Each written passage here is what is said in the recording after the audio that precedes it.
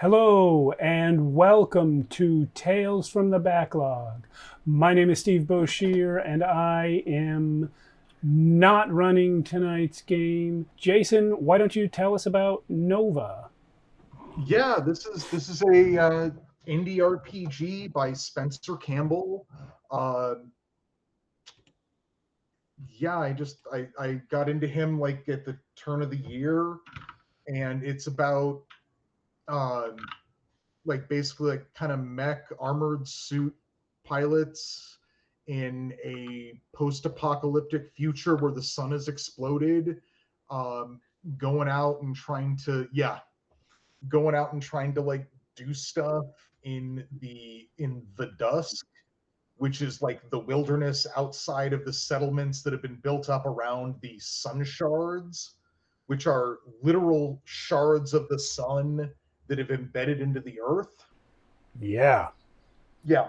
uh, it's a little it's a little goofy, but like I like it, and uh, I think it's got some really cool stuff.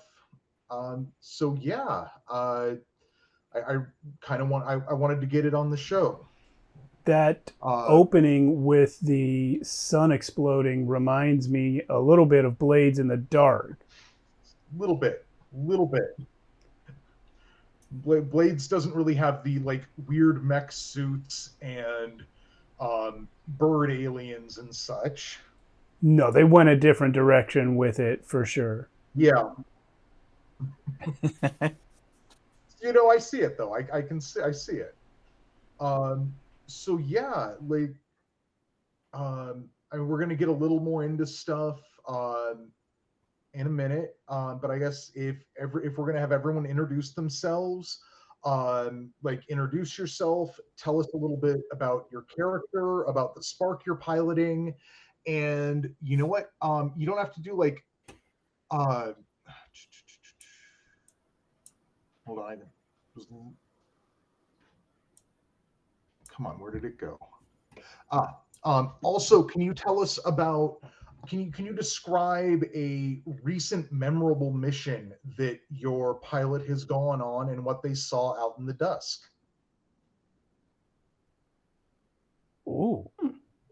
And hey, let's have fun this time and go counterclockwise. Oh, it's me.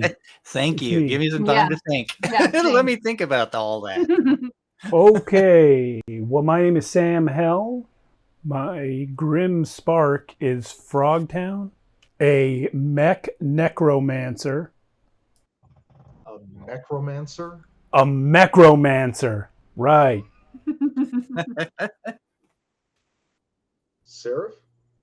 All right, I'm Sarah, and tonight I am playing Charlie Ash, goes by the call sign Seraph.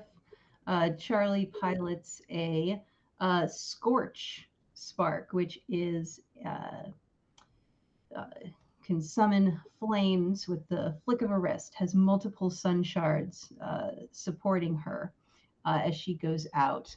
I would say that a recent mission that Charlie had was actually with a different team that was mostly other heavy hitters. She's sort of a versatile fighter type, and this was her, some pyres, some wardens that were sent out with reports of raiders taking over another town, and we were sent out on sort of a search and rescue mission. And it all went sideways. We got there while the raiders were still uh, in the process of taking over the town, and it wound up being a big firefight with a lot of civilians in the way. Um, and I would say that it's very rare for sparks to actually die because the suit Oh, does keep you alive, even if oh you're yeah. rendered dormant. But this is a mission where a friend of mine actually did wind up sacrificing themselves in a blaze of glory, quite literally, so that the rest of us could get the civilians to safety. And that is still very much on Charlie's mind as she has been reassigned to other teams that are perhaps a little less artillery heavy. Charlie, real quick, what's the name of that squad mate who went down? That squad mate was, their name was Psycho, which was a little bit of a joke since they were actually known for being quite level-headed. It was one of those like, oh, called a big guy tiny. Yeah. So yes, his name was Psycho, or his call sign was Psycho, and his real name was David. David, David Psycho. His, just, Just David. No, his David Davidson. Yeah. David We're Davidson. getting into Mario here. Yes. No, that's interesting. V'ger. Yes, my name is Mia. I'll be playing, pilot name is Dolores Quint, or Dolores Q.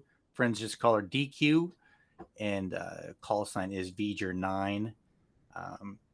She pilots a Voyager, which are designed for reconnaissance and sneaky stealth missions. Her most recent mission would have been a follow-up to Sarah's mission to try and scope out where the raiders had retreated back to. It would have been a solitary mission, as she was trying to be as stealthy as possible.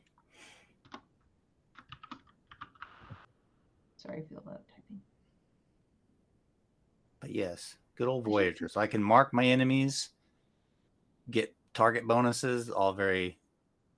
I won't use another game's name at this time, but yep, we will laser mark and let you guys blow them to hell. How about that? Okay. All righty. Excellent. At first it was just me and Mia, and I was kind of wondering who kills the people that I will then reanimate, because we don't have any damage dealing stuff. I mean, I kind of noticed that, but I can do it with possession. Well, yeah, and I mean, V'ger's got some decent offensive capability. Mm-hmm. Yep. So y'all are doing good. All right. Well, we are going to kick off to the briefing. So yeah, did we ever really were we going with the mad science meritocracy ruled enclave? Yeah. I like it. Let's do it. That sounds good. So who is... Come on, go that way.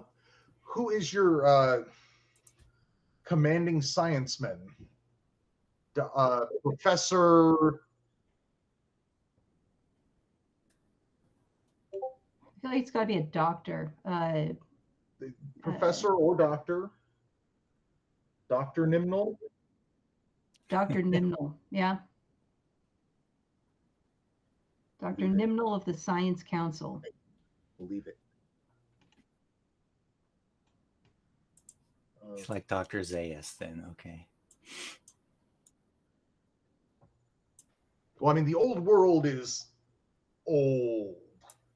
Like, before this, like, people were just holed up in bunkers, and they came out, found these sun shards, tapped them for power, and as a weird spin-off of that, started getting weird high-tech stuff built, like the Sparks.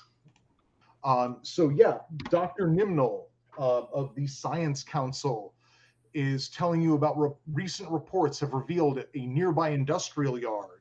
Its purpose from old Earth still unclear. You fucking stop that right now. Stop it right now. Cat inclusions. Yeah, sorry. There is someone here who's trying to pull my phone down. So your mission is to locate these ruins, eliminate any threats to the immediate area, and assess it for excavation. If the location is valuable enough, Hold it until an excavation team arrives. If the threats in the area are overwhelming or the ruins are otherwise compromised, burn it to the ground. So yeah, I have some more. So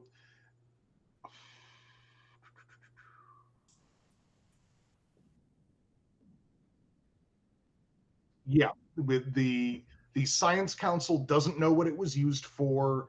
They probably haven't gotten really good reconnaissance like photos of it because, I mean, I'm assuming whatever satellite Google photo network is out there, you know, is down. But you know what, V'ger, you've been kicking around a bit, doing scouting out in the dusk, and you've read the reports. You've read the report on this mission, and you think you might have a guess as to the purpose of this factory, and I'm kind of curious what it is. Maybe an old auto parts manufacturing facility.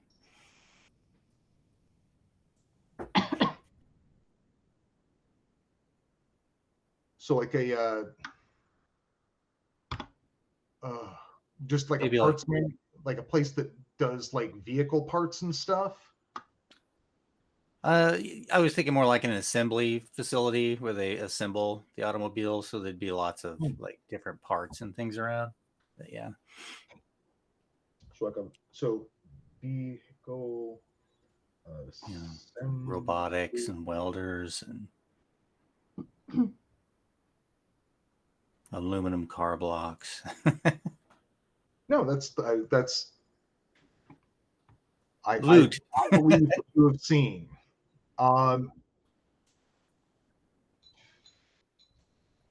Seraph?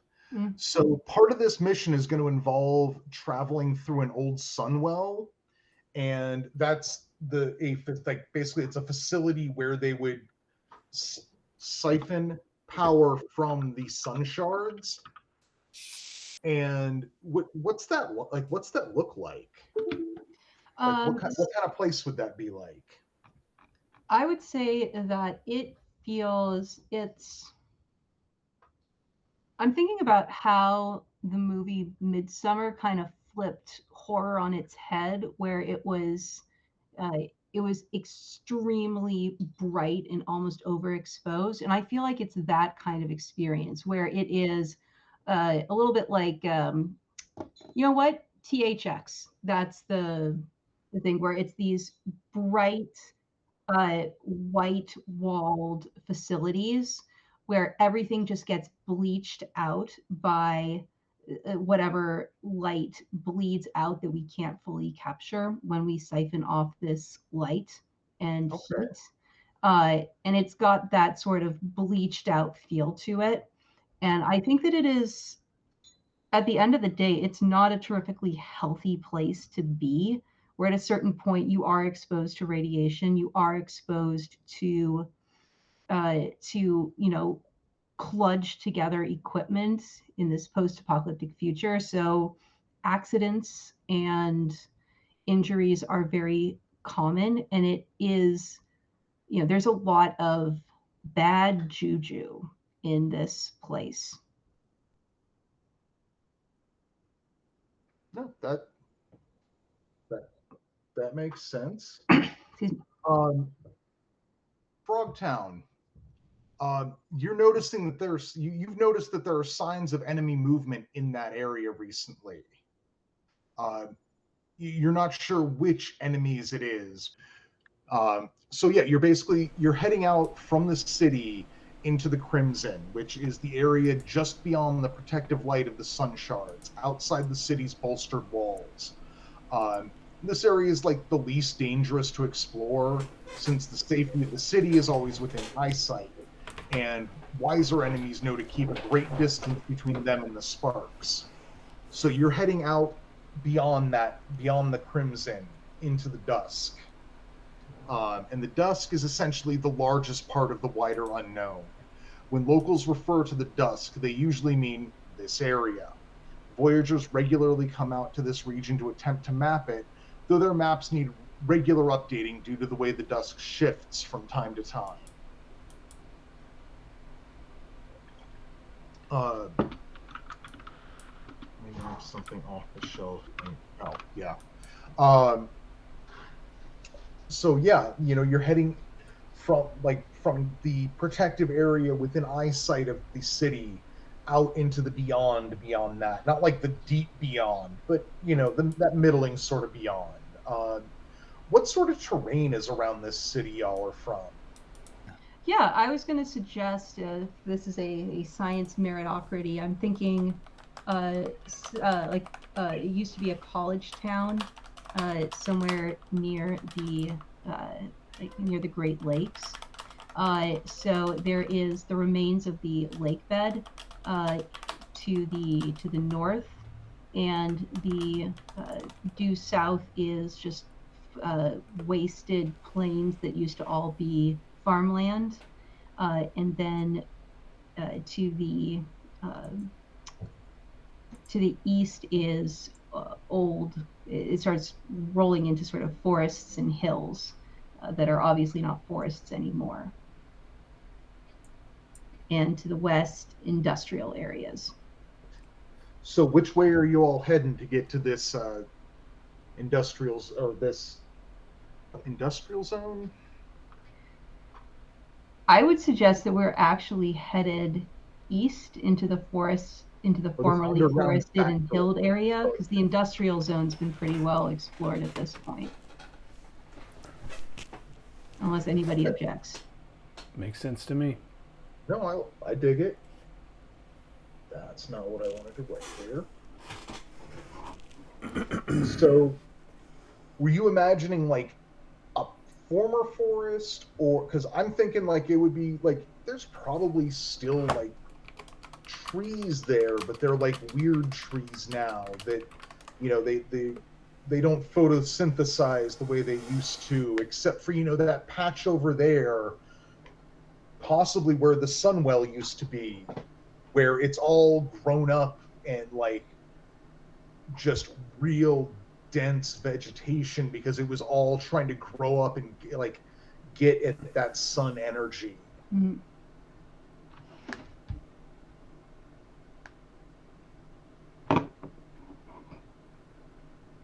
All right, and that's the direction we're headed. All right, let's do it. Go there. Okay, cool. Well, as you approach the old Sunwell, like the vegetation is built. The sun is not high in the sky, but the general brightness of the area is about as bright as it gets out here. And as you near the denser vegetation, you see movement deeper within. Like there's something moving in there.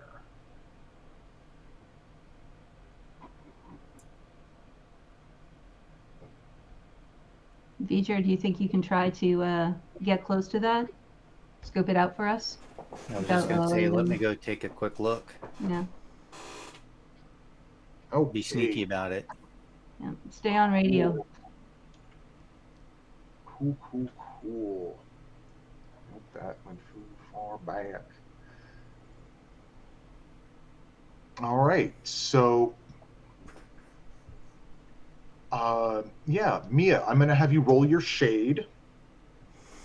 Or V'ger, I'm going to have you roll your shade. What's your shade value? 2. Cool. So you're going to roll 2 dice. So 2d6s. Okay. And tell me what the higher one you get is. 4. Okay. So you tell me. So you start creeping in, and like you're moving in around the the vegetation. You're actually you're used to this sort of shit, right? Like this isn't as difficult for you as someone might think it looks. and you're able to, like, you get in and you're climbing around, and you do see what's in there. There's 6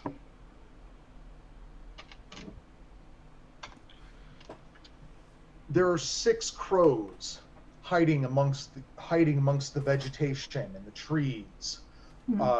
Unfortunately, you see them, and like a moment later, they all see you. Oh, lovely. And when you say crows, you mean not birds, not literal birds at all.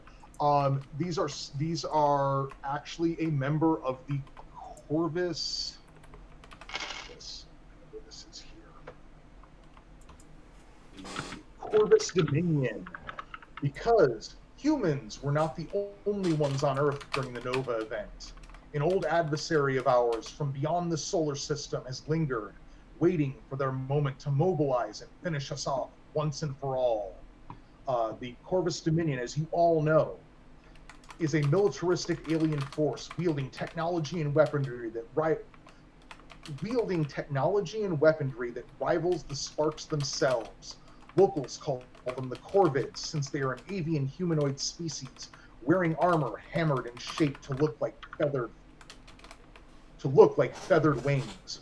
They are scattered across the planet, but if they rally, they might be too powerful for us to stop. So what you have encountered here are 5 crows. They're sleek and swift. These cold death machines serve the purpose of removing the problems for the Corvus, usually by tearing them to pieces. I radio back. I found some of the Corvus clan. They've spotted me.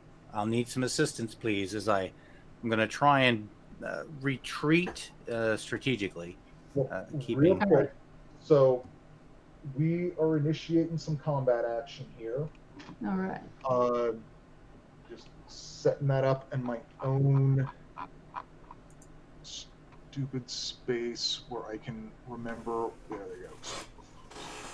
So all these Corvus are near to you, V'ger.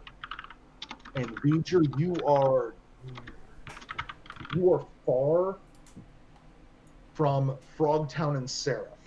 Okay. Mm-hmm. So you've gotten in enough to get close to these guys. They all see you, and they went, hey. So combat encounters in this game are going rounds and turns. So everyone gets a round.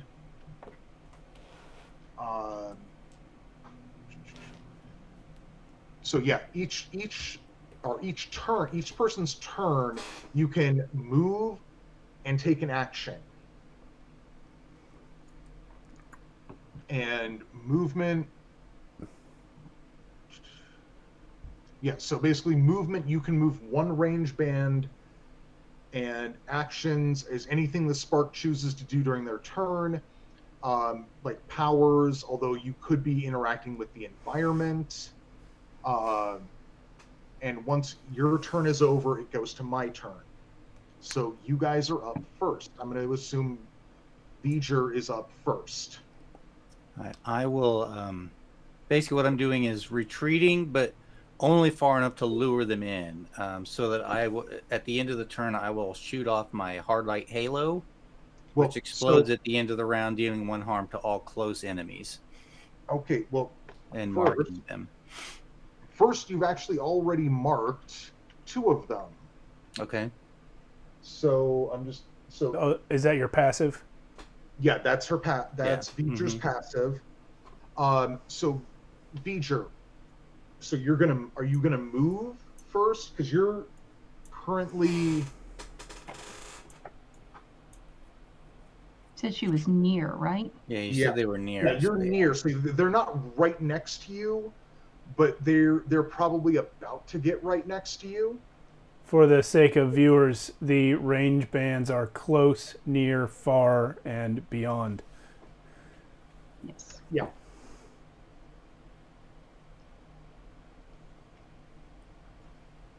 I'm sorry. What did you ask that last sentence, What- Jason? Specifically, what you've got a move and an action, and what do you want to do? So deploying that hard light halo, that is that the single action then? The halo spark explodes at the end of the round, dealing 1 harm to all close enemies. So yeah, so you want to use one of your active powers, the hollow spark? Yes, the hard Okay, light good. hollow. Yeah. Mm-hmm. Yeah. Oh, nice. Okay, yeah. So what you do with that is you're going to spend 1 fuel to use that power. So your active powers take fuel. Okay. Mark that here. So you're going to mark off. You're going to deplete 1 fuel, and marked enemies. So where do you want to? Like, where do you want to deploy that hollow spark? It's the hard light hollow. It's when my power mod. I know, but I'm saying the power itself is the hollow spark, and so what you're deploying a like holographic decoy up to near range, so you can deploy it right next to you, or you can deploy it like 1 range band away from you. And all marked enemies will focus on that hollow spark, on that decoy, instead of you. Okay, yeah. So then that's what I'll do is I'll deploy that and then retreat further and draw them in, so that they will. Are you deploying it are you deploying it where you are and then moving away, or are you deploying it like away from you and moving away? Deploying it a little away from myself and then moving away. So do you want to deploy it like amidst the? Well, if they're rushing, if they're rushing in, I want to deploy it to the, kind of like lead my target, so to speak, so that they'll close in on that. But yeah, I'm confused because like I have the power mod. I'm aware of that power. I'm not following how that works. It's like you're saying hollow spark. I'm talking hard light hollow, but I guess they're related. So the hard light hold is a modifier to the hollow spark power. Gotcha. Okay, I'm reading that now. Excuse me. Yeah, you're fine. You're fine. Drifting in the void, which is a completely different game. But okay. Yeah, no, you're good. So essentially that the hard light hold is going to mean that at the end of the round, it's going to deal 1 harm to everything that's close to that hollow spark. Gotcha. Okay, now I get it. It's going to mark all of them. Right. Okay.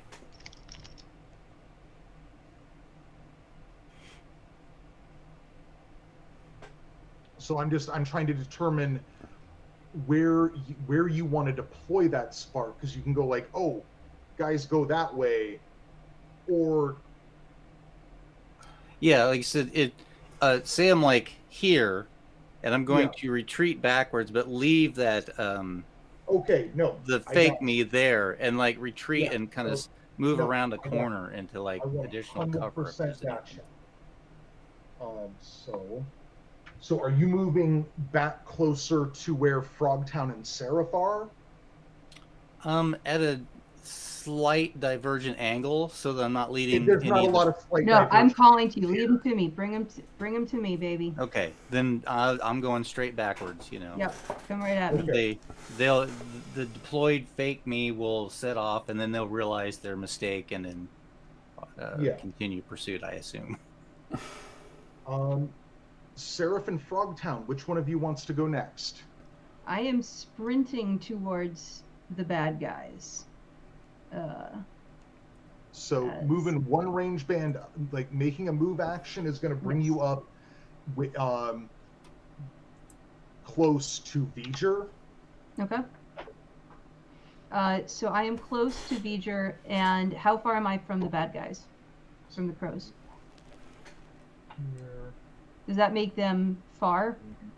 Yeah, they are currently far from you. They're far from me? Okay. Yeah. And they are in pursuit, right? They're not... Yeah, they're probably going to start rushing up on their next action. Okay. Alrighty. So they are far. I will go ahead and...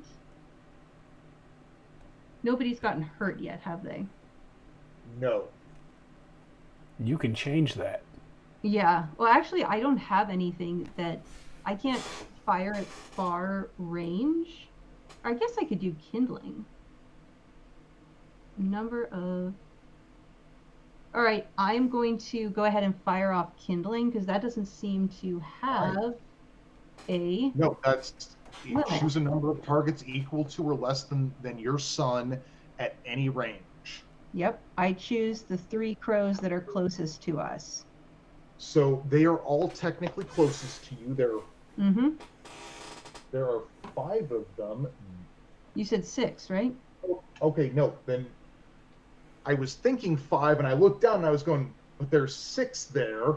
Okay, yeah, so 2 of them have been marked by V'ger and 4 of them are just unmarked. What is your sun value? 3. Okay, which 3 would... So there's 2 that are marked and 4 that are unmarked. You can hit 3 of them. Okay, what does being marked do? Remind me for... So it's what marked does is that interacts with V'ger's abilities. Okay. So V'ger can do stuff to enemies that are marked. Got it. I take out the first 3 that are not marked. Okay, so V'ger's picked her playmates. I'll go for the other 4. all right. So you have done 1 damage each to them, Okay. and yeah. And- Also, allies are able to recover 1 health or fuel. Okay. I will go ahead. Anyone needs to recover health or fuel. Do we have to have lost some to recover it? Yeah. Okay. 1 fuel recovery. I'll take 1 it. fuel recovered. Do I recover? Yeah. Okay. Yeah, just allies recover 1 health or fuel, and I'm assuming you're your own ally. Okay. Fabulous. So V'ger and I are back up to fuel. Nice. Mhm. Frogtown. Yes. So I am at far distance from these crows. Is that You were correct? actually at close near. You were actually at beyond distance to these ravens right now, or these crows right now. But if you move up, you will be far distance from them. Okay, well that's farther than I thought I was. I will move towards them. I will try to move at a little bit of an oblique angle so that I am not bunched up with either of my companions, but still... So do you want? So what I'm going to ask here is, do you want to be? You want to be near to Seraph and V'ger, while still being far away. You'll still be far away from the crows that haven't acted yet. That's right. I'll be near to my companions, but not close to either of them. No, that's what I'm trying to suss. Okay. Yeah. I know. I know. I understand. Okay. No, that's... So I can okay. do nothing from this range to our enemies. I don't have the option of spinning my action for a double movement, I think. So I will simply move and do nothing else. If you can think of something related to the environment you want to do, I don't know if there's, like, we're mostly in an overgrown foresty type area. Think like really like twisted trees growing up everywhere. You know, there is probably some like cover. Yeah, I think I'll go for like a hide, or to take cover, keep myself less than noticeable. Okay. Then That'd be a shade roll. that's...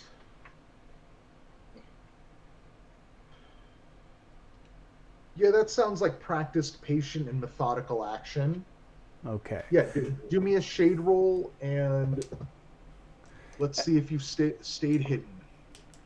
So this is like a dice pool, and my highest one is the one that counts, Yes. right? So you're going to roll as many d6s as you have ranks in shade, and you're just going to tell me what the highest value you get is. 5. Nice. Yeah, no, you have managed to stay completely off the crow's radar, so to speak. All right. Cool.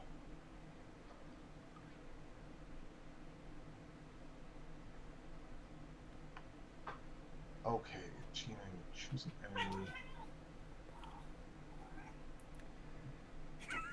Everyone with no cat raise their hand. Oh, sorry. Okay. I'm sorry. I usually keep myself muted, but I unmuted, and then she's like, "I'm gonna make noise." Okay. No, Dang that's it. the best. I love cat noise. All right, so yeah, well,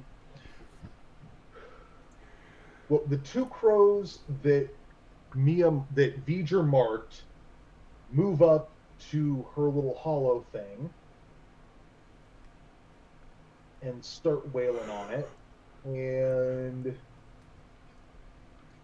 let's say that undamaged crow follows them. And they're just trying to overwhelm this hollow spark thing that V'ger deployed on them. Oh. Also, for the rest of Seraph, when you hurt those crows, there is a consequence to that. Okay. When they get wounded, they disrupt your passive power. Okay. So your controlled burn doesn't go off this turn, Got it. or for the rest of this round. I guess.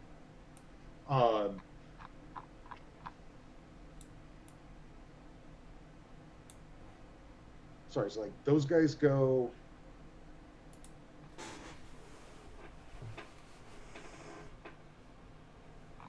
Round ends, and sorry, I'm double checking my timing on stuff. Okay.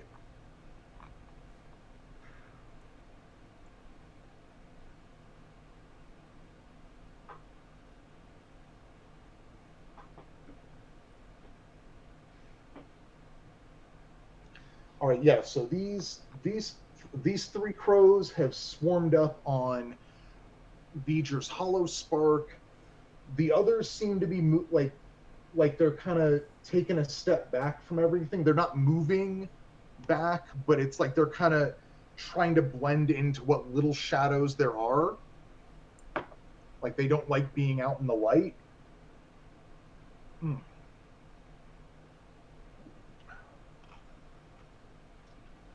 And that's so no one's dead. That's the end of my turn. So at the end of the round, V'ger's hollow spark goes off, dealing 1 harm to all close enemies. Pop.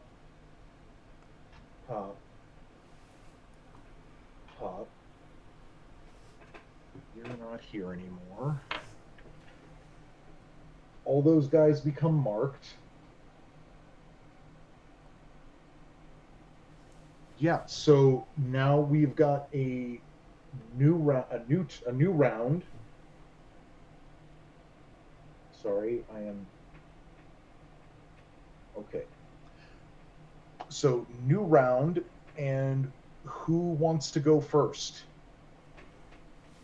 I would like to go first this time. Okay, Frogtown, you are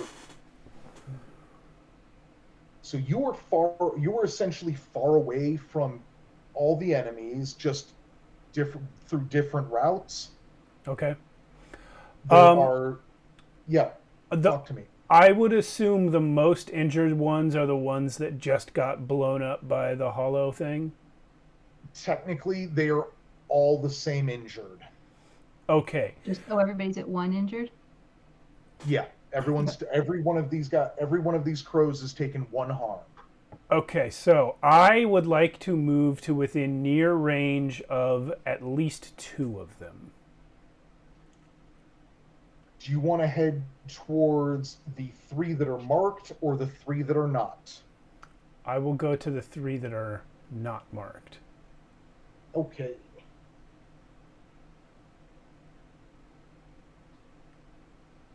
So you are now near to them, and they seem to be moving a little sus. You've moved. What else would you like to do? I am going to use my possess power. So I will deal 2 harm to an enemy in near range and give them a single command that they must obey. So I'm going to pick out one of them, going to deal 2 harm automatically, and tell him, kill your friend. Okay. So technically that's actually going to kill him. Okay. So one of them dies. And he is immediately a thrall of mine. Yes. And because of my Sewn Sinew mod, he pops up with 3 health instead of 1. Oh. Ho. Okay. That is why I only put 1 point in Moon.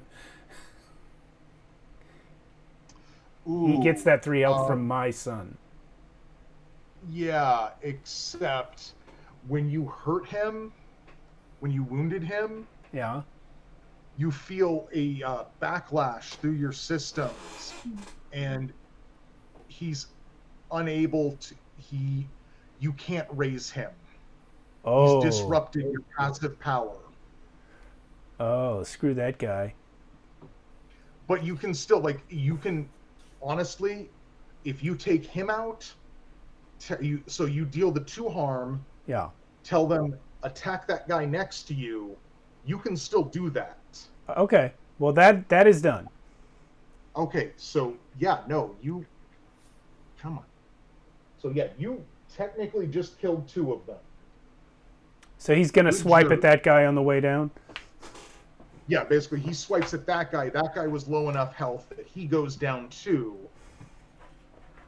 All right. So, good job. So, my passive power is out for how long? Until next round.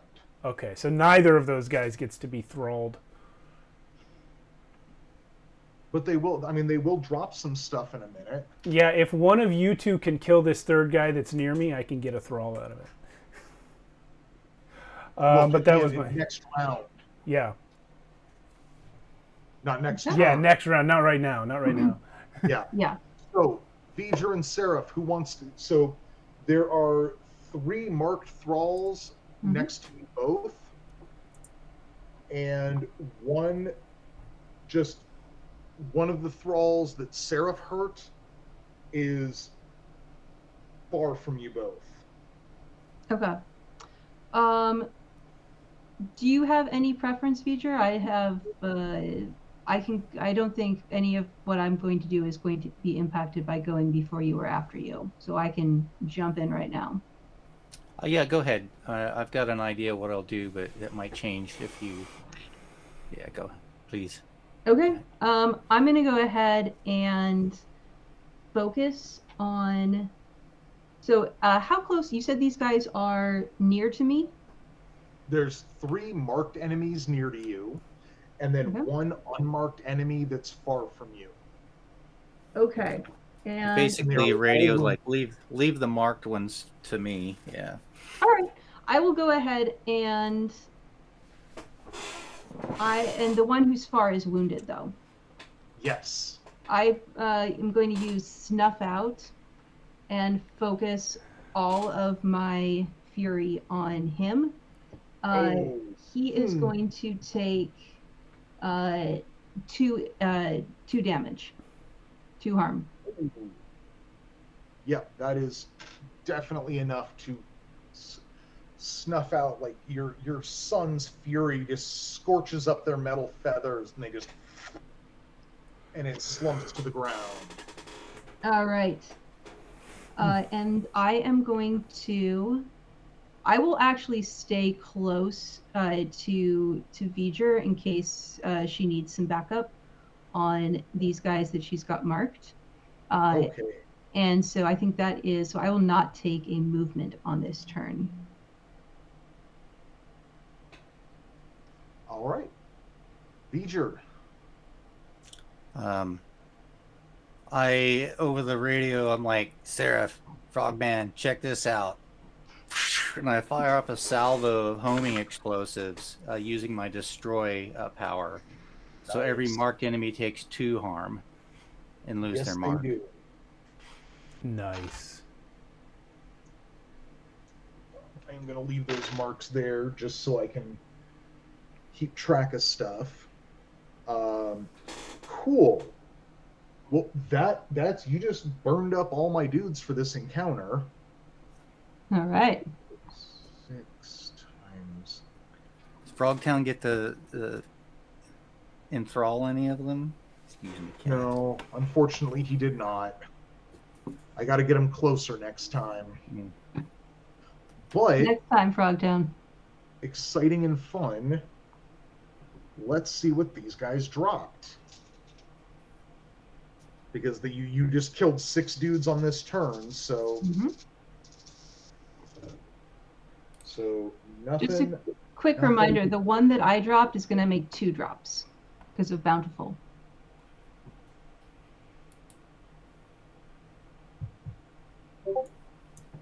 Hey, Pooch. Okay, then give me a sec. So not that one. That one will get rolled separate. Okay, so they have dropped 2. Most of them, the other 5 dropped 2 health, and then the one that Seraph dropped Mm-hmm. is dropping 1 health. Okay, so they're going to. Is my passive ability back up? Not until the end of this round. Okay. After the end of this round. All right, so it's just health. Did any of y'all need health? Nope. I don't think I hit Nope. anyone. No. All right. Down No a fuel, fuel. but yeah, my passive ability is to Yeah. transform health to fuel or fuel to health, but because of the disruption, I can't do that right now. Yeah. These guys are kind of dicks. And in fairness, so are we. Yeah, but you're supposed to be that way. Yes. Yeah. Yeah. Yeah. We Okay. exist for such a thing. Cool. So yeah, y'all are traveling deeper into this overgrown Sunwell.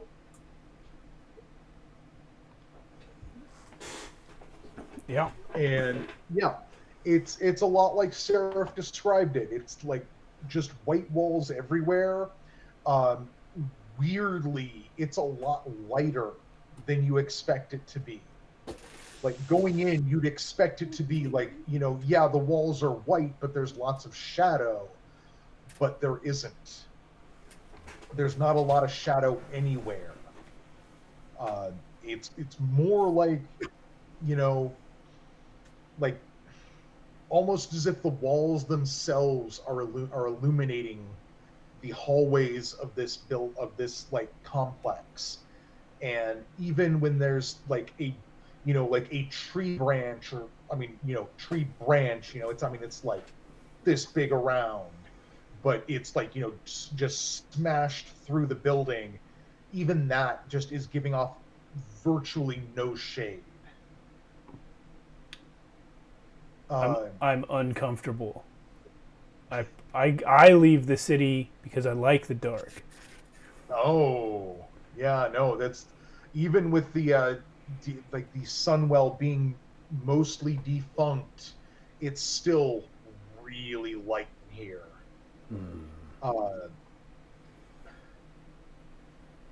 You know what?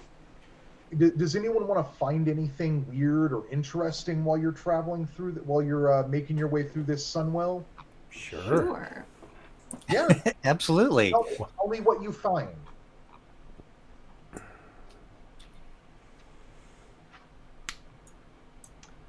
I find a doll of an ape that talks.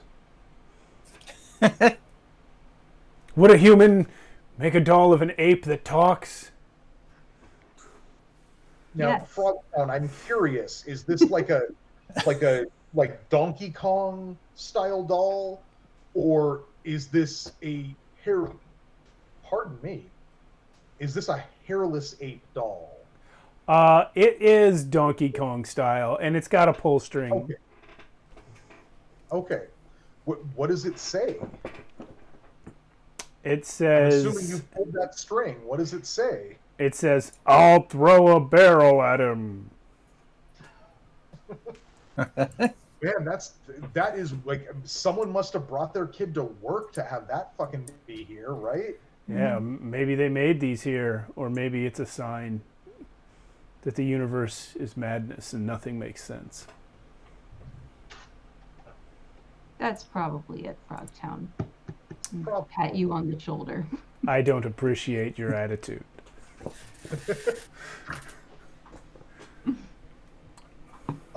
Sarah, had you found something? Yes, I think that I also found.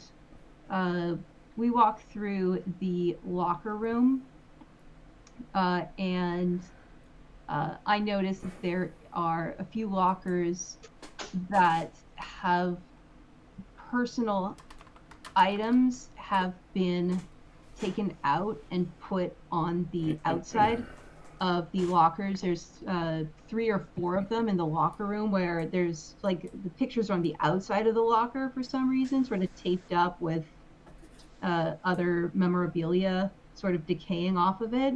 And it takes me a minute to figure out what I'm looking at. And then I realize these are the sort of memorial shrines that were set up for people that lost their lives working in this facility, where their lockers got turned into memorials for them. So do you think this facility, it's defunct because there was like an accident here? It doesn't seem to me like it feels like this is stuff that happened over time instead of one big event, because there's more that like the Sunwells are just kind of a dangerous place to work in general. Yes. Okay. Yeah, okay. exactly. No, it's like really it's not a fun place to go in the science meritocracy city. It's the crap job you get assigned if you can't do anything else, and it's. Well, I mean, because these are the where society gets its power and yes. Essentially gets its like hyper technology from. Yes. Yeah, but no, to actually be the people working on the front lines is it is a well, I won't say it's a thankless job, because you can make a lot of money doing it, but it is high risk. Okay. And we are sticking with capitalism in the distant science meritocracy future. Sure, somebody's got to do the dirty jobs, and it may not be literally a cash society or a traditional economy, but whatever the currency is, you can get it if there's nothing else you can do in this society. This is a place to make money. This is a place where you can make money or make Earn your respect keep. or make, you can earn, work here for a few years and then you get a nice cushy job if you survive. Okay. Beecher, is there anything you find in this facility right now? Muted. You're muted. Thank you. Sorry. I'm kind of kicking around in the debris and rubble, and I kicked, and I find this small device, and I pick it up, and I'm like scraping the dirt off of it, and the word Nokia is written on it, and it's got several keys to punch in numbers. I'm like, Nokia, never heard of that. Wonder what that is. Kind of stashed it in my in my pouch of found items. I mean, I'm surprised that the painted on company logo was still there. But hey, maybe it was in a cache or a vault. Yeah. Yeah. Definitely.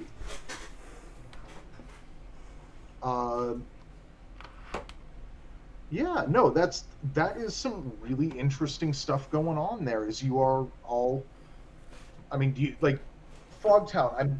I'm coming back to you because I'm kind of curious. Do you think you might have found this this talking 8 doll in like I guess like a kind of like a company nursery, a sort of place where workers could bring their kids while they work? I think I actually found it before entering the building, like sort of outside. Okay. Just like literally just on the ground outside of this place. Are you holding on to it? Yeah. Okay. All right. Cool. So yeah, y'all are making your way through the Sunwell, realizing you actually have to kind of get that the factory you're trying to get to is actually under the Sunwell. So like you're gonna you have to travel through you're going through it looking for stairwells down to get to this place. And you find you're going levels down, and I mean even 2 or 3 levels down into this facility, it's still so bright. Like you thought, your brain thought you're on the ground level, and your brain would just kind of fill in that the light's coming from outside, even though it obviously wasn't. But now you're underground, and it's still just bright white corridors. And as you were passing through those corridors, you know what, V'ger, just a real quick, what kind of corridor are you passing through right now? I would say like a concrete passageway with plumbing and electrical conduits up along the corners. Okay, just like a kind of like a wide corridor for transporting stuff. I'd say maybe 10 to 12 feet wide and 8-9 feet tall, so that it could move small freight through there. Okay. So yeah, are you noticing anything off in rooms off to the side? You say it's still really bright down here? Yes. Most of the rooms. If you look to the side and you see a room with a window, you can easily just see through that window. Okay.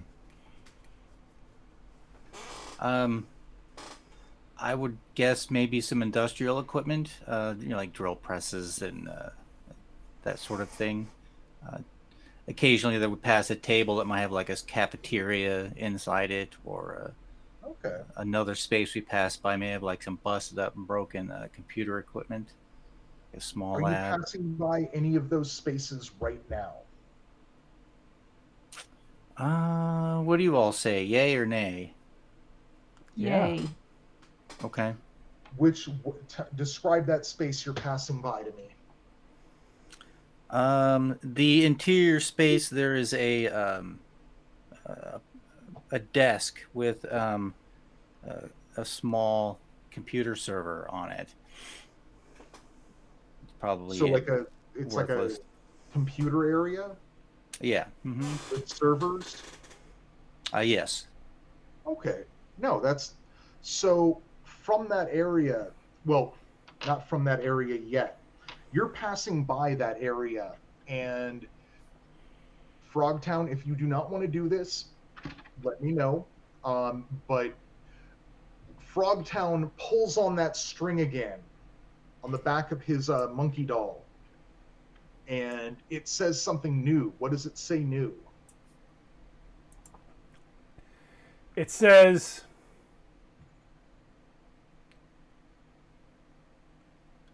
"The sky is black and the world is burning." That is a weird thing for a Donkey Kong toy to say. It really is. Frogtown himself is surprised, but also not surprised. Well, I figure he's surprised, but somewhat like, yeah. Yeah, exactly. I'm like, you're right, Donkey Kong. You're right, talking monkey doll. Yes, Uh, indeed. when your talking doll finishes, you hear a clattering from in the server room. Look what you And did. suddenly, just these three, genuinely, like they are probably the size of a Warden Spark. Giant bird dudes. Just three of them come crashing through the wall. Like through the you see them crash through the servers, through the wall, and boom, there they are. What do they look like other than big? Well, these are a more recent addition to Corvids scouting parties. They're rooks, marching bulwarks, focusing specifically on breaking their most powerful, or your most powerful asset, your sparks. Okay. Mm-hmm. Good thing we go first. Yep. Yes. So these Um, guys, they smash in, and they are close to you. to me? Well, to all three of you, unless you are telling me you were all kind of distant from each other. No, I don't think we were. Yeah, I think we were probably within near range, if not close. Yeah. I think I want to try my possess thing again. So that'll be my go-to move if I don't have a thrall yet, and I'll just. Well, does it matter if I move first or move second? It just depends on what you want to do. Yeah, I mean, in terms of my turn order, am I allowed to move second? Yes. Yeah. Okay, so that's what I'll do. I'll spend a fuel to possess one of them, and I'll do that. So that'll deal him 2 harm, and again I'll say, "Kill your comrade," and then I will move to far range. Okay, give me a hot second here. Actually, I'm sorry. You said they were close, so I will move to near range. Yeah, they're right up on your butts. All right.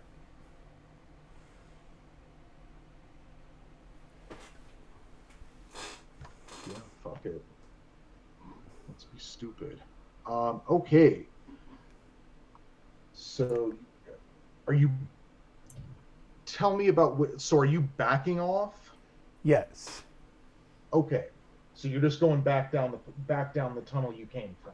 Yeah, not careless. Like, I'm not literally walking backwards without No. looking or anything. No, But yeah.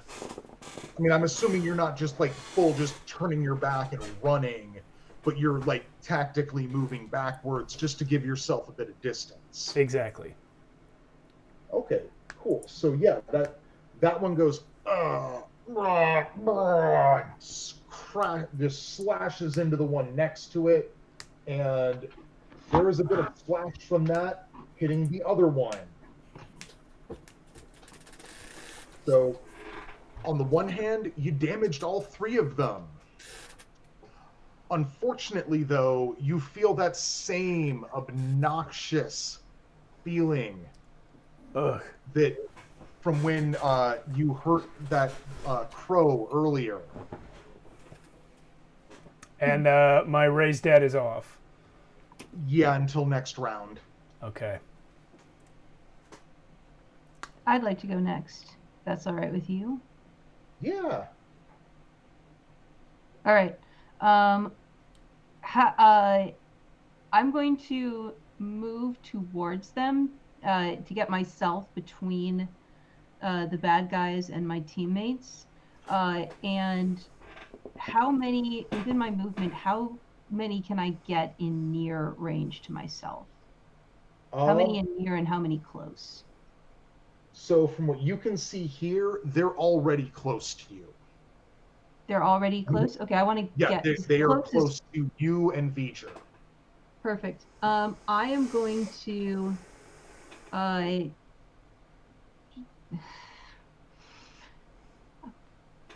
they're close to V'ger. Yeah. Okay, I'm trying to figure out my erupt, because I want to use erupt, which will deal 2 harm to every target within near range of me, but it will do 1 harm to anyone close. And I think that means that it's going to do harm. I see explicitly what you're asking there. And I don't want to. No, I'll take it. I understand what you don't want to do. V'ger, if you give me a hot second here, I want to look at something real quick. The other option is I can presume we are a team, so I've probably told, like, 73-42 hike. Which means get out of the way. Do your, like, you go first and get out of my way, because I'm gonna light these guys up. Because you can clear. So you're using enemies. Okay, yeah, that you are reading that correctly. Yeah. If you do erupt, it will hit them, but it will hit me too. All right. I'm going to convey to you in our special team shorthand code what I'm going to do, and let you go first, V'ger. In that case, I will move away. Well, real quick, V'ger, do you want to? You have an option to mark 2 of these guys. Yeah, I was going to use I'm going to mark 2 enemies as I move away. Okay. And are you going to move back towards where Frogtown is, or do you want to try and move somewhere else? I want to move in the opposite direction so we can maybe squeeze them between us. Okay, but further down the hall? Yeah. Okay, no, I gotcha. Boom. Boom. And you've moved, you did your passive. Do you want to do anything else? I could use the Seek power. Micro explosives are sent hurtling through the air. Choose 1 marked enemy. They take 1 harm. Let's start of the next round. Okay. Yeah. Cool. So. No, don't knock that over. Cool. Okay. So I've got that one extra marked. And yeah, Seraph, you are good to go. Light them up, baby. I cast Engulf. Or Erupt? I activate Erupt, which is different from Engulf. Yes. And columns of flame burst from the ground around me out of these shards that I am carrying. So that is going to be 2 harm to every target in near range, and 1 harm to anybody who is close. Okay, so Close to your targets. Close to yes, close to my targets. And did you want to move away before you did that? I assumed that I was immune. It didn't say that I would get hurt because it's because it's anyone close to them. Because I have to be within near range. Yeah, well, no, because you're close to them. Oh, so okay. You're near. Can I step back to? So you could step back to where Frogtown is, or you could move towards where V'ger is, because that's. I'm gonna move back towards. And then there is also the server room that these rooks busted out of. I will move backwards towards V'ger. Well, V'ger went forwards, but I will move forwards towards V'ger. I gotcha. And light these guys up. And which one do you want to be the primary target? It's anybody within. Oh, well, is you're it only dealing one? 2 harm to the target with 1 target within near range. Got it. Okay. And then 1 harm to anyone close to them. Whichever one V'ger has not marked, or whichever one is centrally located, that I can maximize the number of people that are getting hit. Okay. So you are gonna light. So you light this guy up. Yep. And you light one of the rooks up, and it as it just burns the fuck up. Yep. It's the flames from your erupt lash out at the other 2 rooks, and one of them gets hurt, and one of them gets really hurt because V'ger's ability made it take +1 damage. All right. This is where my power mod comes in, and Erupt is going to stay active, this column of flame, for 2 rounds. So that is hopefully on the choke point where they came busting out of that server room. Well, it's going to be essentially it's going to be in this. So there's like an area where like the 2 rooks were, and that's where the erupt is going to be. Okay. It's a place for a number round equal to your moon. Deals 1 harm to anyone that gets close to it. Ooh, that's okay. I feel like an absolute butt asking for this, but I really need to pee before I take my enemy moves, because I just really need to pee, and I want to do, because there is more stuff that's going to happen in a second. No problem. We can take our break now. It's almost 10 anyway. Yeah. Let's put it on 10-minute break. We'll see everyone then. See you soon. Hello. Welcome back to us. So we were in a fight. We did our turns, and now it is time. Your turn. You took out deaded. one of these gigantic bird dudes, and you have essentially Frogtown is to one side of them, and Seraph and V'ger are to the other side of them. So yeah, let's do this, baby. So what? One of these guys just... Ooh. It is going to move up to... It's going to move up to Frogtown and get all up in Frogtown's business. And the other one, which is still marked by V'ger, moves up to V'ger and Seraph and gets all up in y'all's business. And I mean, this thing is like, I mean, y'all aren't small, but this thing is like half the width of this corridor, probably. It's huge. It's bulky. Oh.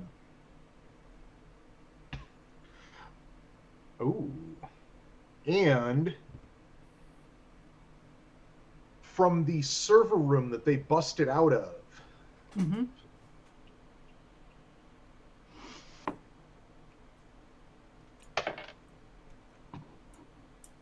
yeah, an ill-omened shot, like laser shot, voips out and hits Seraph for 1 damage, or for Okay. 1 harm.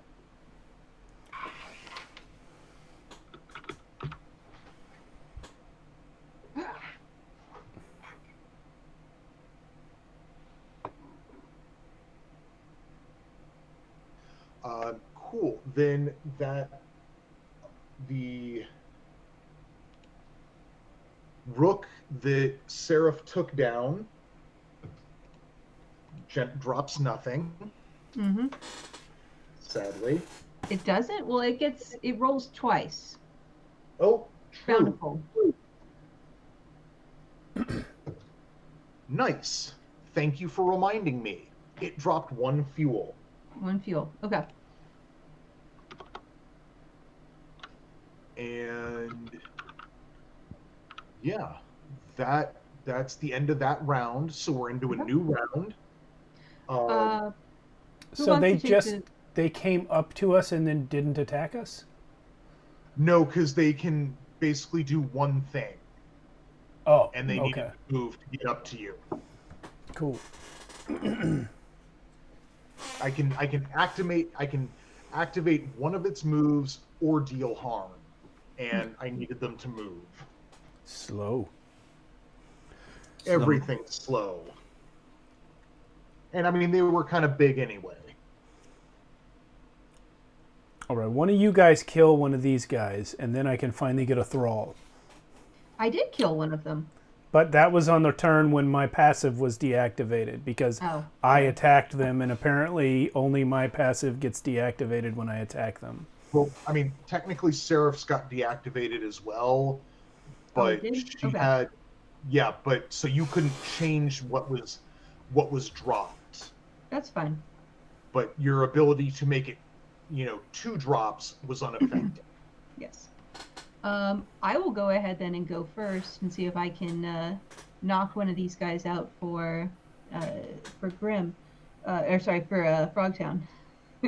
Oh, that's right. The class is Grim. Okay. I will go ahead and fire off. How many are not marked? The one there is, excuse me, there is 1 rook that's close to Frogtown. That one is unmarked. Mm-hmm. There's also the mystery of whatever hurt, like laser shot you from within the server room. Yeah. Bum, bum, bum. All right. Well, I am going to, for right now, I'm going to fire off Kindling and take out 3, or do deal at any range. So I will pick, I'll hit the marked ones as well as the guy who's unmarked. Okay, there's only 2 of them that you can. Oh, I'm proceed sorry. right now. Sorry. For some reason I thought there was 3. Okay. There were I got 3, hit. I but you can't. told me Yeah, I'm confused. You're good. Okay. You're good. I will go ahead and I'll still I'll still fire off Kindling. These guys are Okay. each going to take 1 harm, and all of us are going to regain either 1 health or fuel. Cool. So, Okay. Frogtown and Beecher, take your choice. Okay, I'm good. Got All it. right. And Cool. I So- will. Can I move into a sort of do like the defensive positioning to look into this server room and see if I can spot whatever's going on in there? Well, give me a hot second here, and I will figure something out for that. All right. Did these guys? And I'm so sorry. Did they move like Hi. near position? Hello, Kitty. Artemis is here to demonstrate near. Yeah. Or Well, no, close. Artemis is here to demonstrate close. Yes. Sorry, I keep forgetting which one. I have it written, like I wrote it down so I could remember which close and near. So are they close to me or are they near to me? So on the battlefield right now, Mhm. Frogtown, when you res something, how much health does it get? 3. 3? Okay. I'm assuming you have.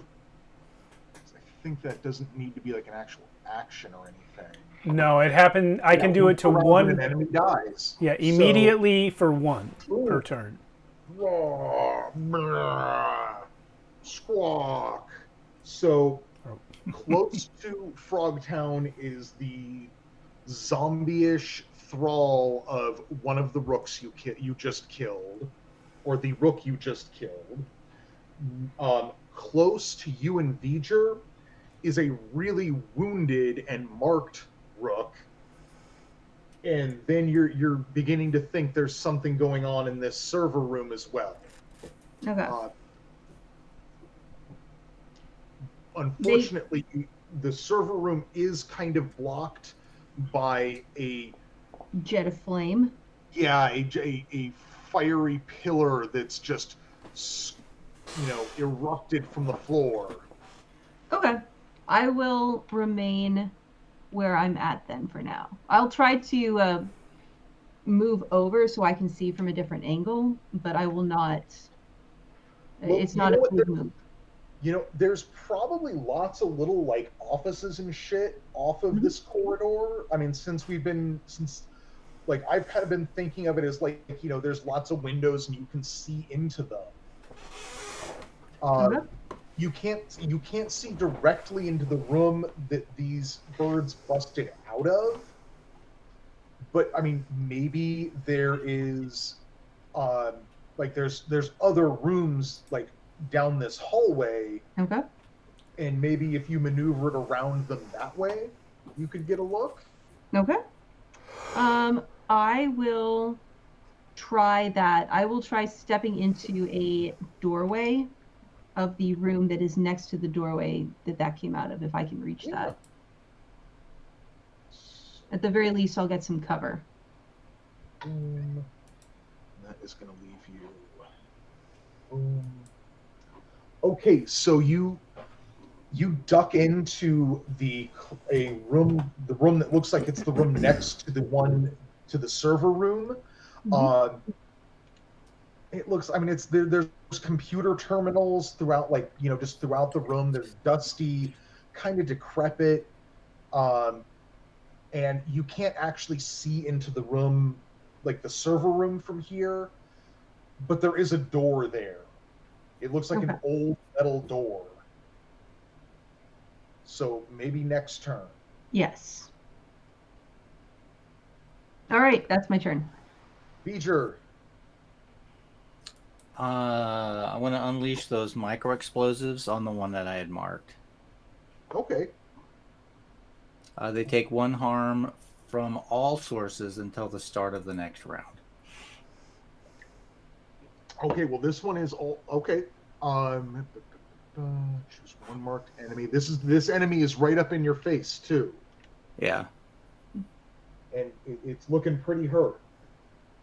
Okay. So that one's really hurt. And do you want to do anything else? You still got a move action.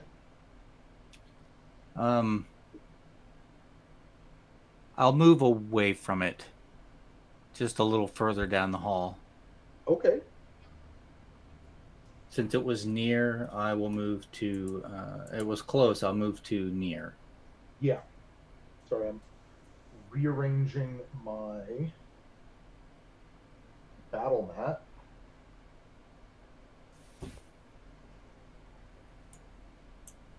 Okay. Battle mat rearranged. Yeah. What else can this jackass do?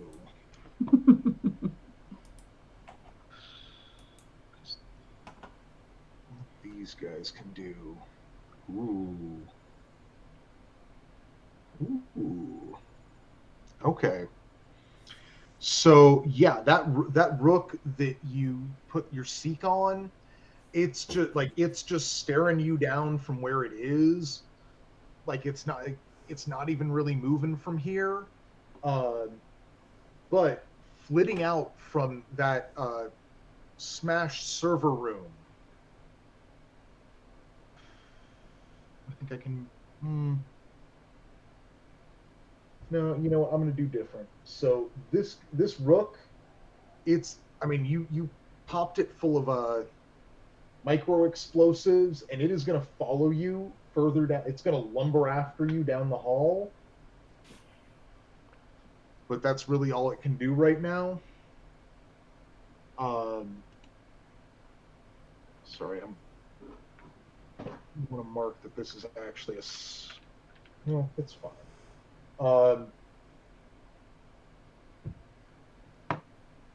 Ooh, and Frogtown, you can't really see through the erupted geyser of flame that's in front of you. Yep. But apparently something in there could perceive you as two just zits of light flash out and hitting you and your thrall for one harm each. Okay. I haven't had my turn. Wait, you didn't get your turn? No, Seraph went. Yeah, I went first. V'ger went. Oh, I'm a butthole. Okay. No. No biggie. No. No Stay big there. deal. I can't. Frogtown, my absolute apologies. Stuff up. No problem. I spaced for a minute myself, but I can't see or really get to the server room anyway because of the big gout of flame. Yeah, if you try to move, well, you could probably try and do sort of a mirror of what Seraph is doing if you wanted to. But you're not going to get through that. If you try to go through the hole in the wall, you are going to come into contact with that eruption and take harm. The only thing I was going to do is I was going to move one way and my thrall was going to move the other way, and we're both just going to get out of line of sight of that opening. Well, define one way and the other way. I don't have the clearest picture of the space, but the way I see it, Okay, so, I can back up. So, Steve, imagine a hallway. Yeah. Like, essentially, center of the line is that flame eruption. Okay. You're over here with your thrall. Seraph and V'ger were over here. V'ger went further down. Seraph went into the office rooms off of the hallway, into the room next to the server room. Okay. There are also rooms on your end of this flame eruption that would be next to the server room. So what I'd like to do, if the rooms are available, is I will go into a room that's next to the server room on my side, and then send my thrall into a room on the opposite side of the hallway where the door would be facing the room I'm in. Okay, I gotcha. I understand.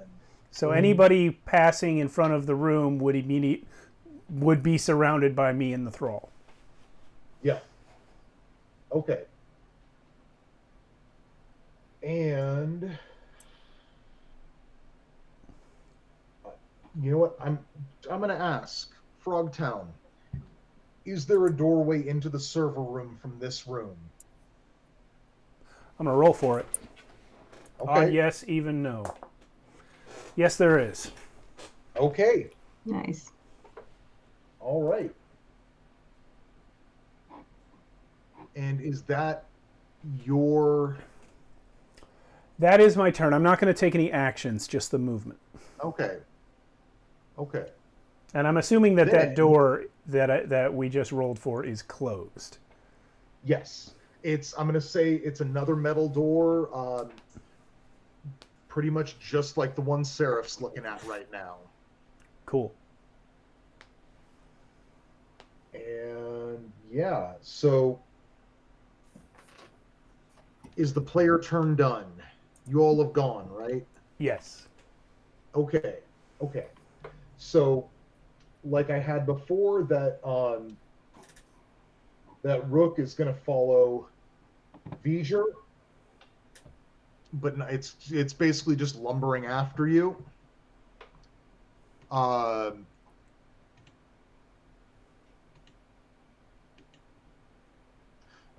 okay.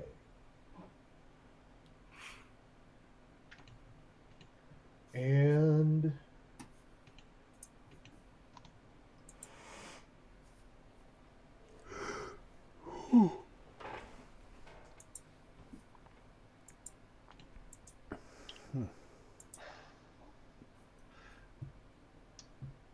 Frogtown and Seraph, are you using a power next turn? And if so, what is it? That's hard to answer without. Oh, I know. I know. Yeah, my answer is 100% maybe. No, Yeah. this is so there are two enemies that are anticipating your powers.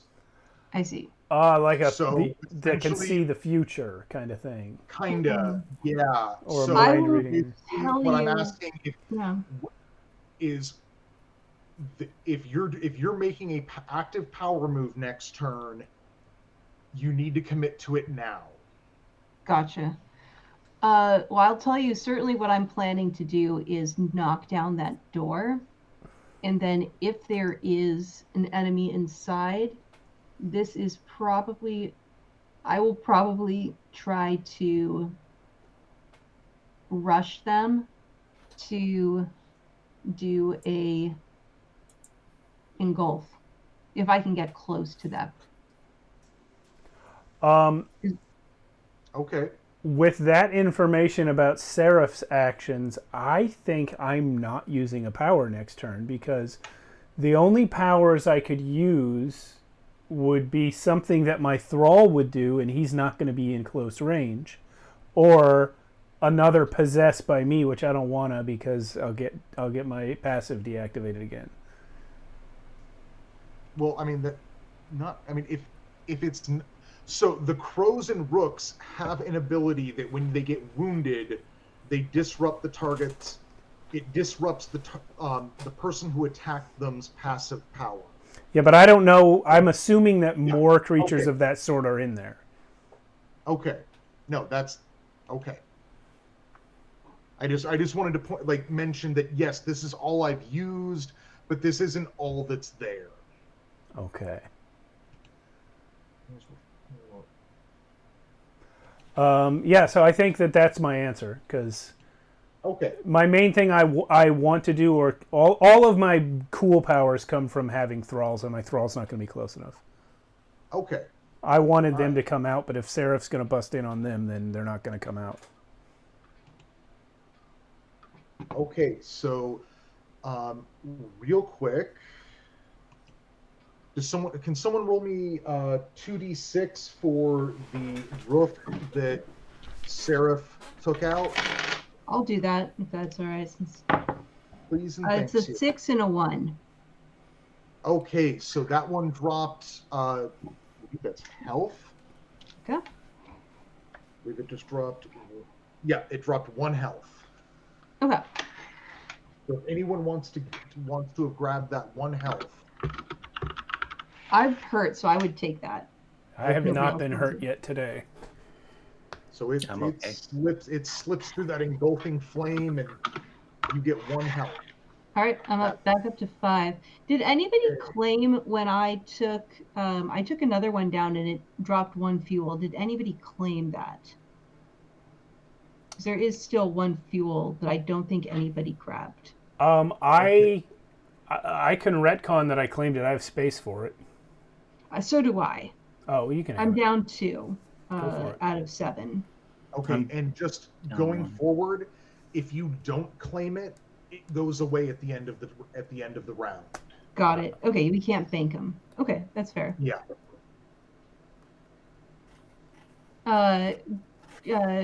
Frogtown, you go ahead and grab it. Okay. Okay. Cool. That fills me back up with fuel. Cool. New round. Who would like to go first? I can go first again. Bust through this door. Do it. All right. Do you want me to roll for this, Jason? I'm guessing this is a sun roll because it is. Oh yeah, this is definitely a sun roll. Yeah. All right. So that's 3d6, and there's nothing else I get to that, right? No other bonuses. No, it's going to be 3d6, and just tell me which die rolls the highest. Oh, that was terrible. My highest roll is a 3. Oof. I just bounce off the door. No, I don't. I think you're going to. Success with a consequence. Yep. Okay, Right. cool. So yeah, you kick down that door. Or describe to me how you bust open that door.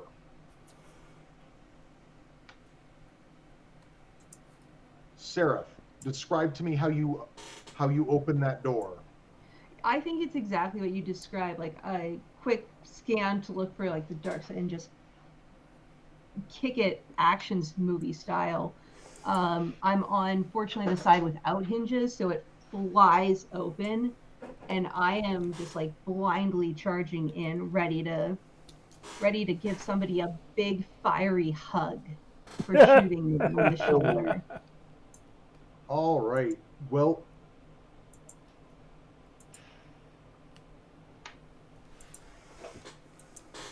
so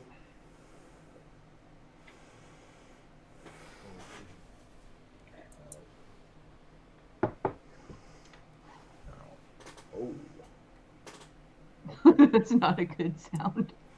no, I'm just trying. So there is a consequence to this, Yes. and you know what? Fuck that. So yeah, you kick this door in. It flies back. It kind of like bursts open, flies back in your face from like the force of the momentum of your kick, and you're dazed for a second, and in that second, you feel a zap as you take 2 harm from one of the beings within. Ouch. All right, 2 arm. So yeah, are you gonna bust in? Oh, I still have my action, or I still have my action, right? You still have your move. Is kicking the door count as an action? No, you know what? Fuck it. Let's say that you can kick the door down and move in, and that's your move. Okay. You are still going to suffer the 2 harm. Yes. Before you enter the room. And if were you just kind of like blindly charging in? Yes.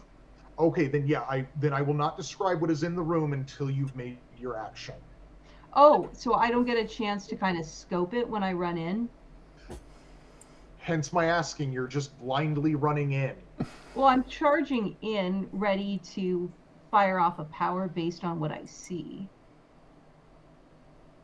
I run into the room before I see what's in there. Enemies in there, but yeah, but I'm not gonna fire off a power before I see. Well, I mean, I already kind of got you to commit to one.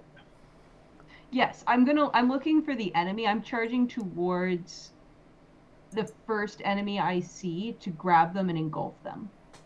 Well, that's so like okay.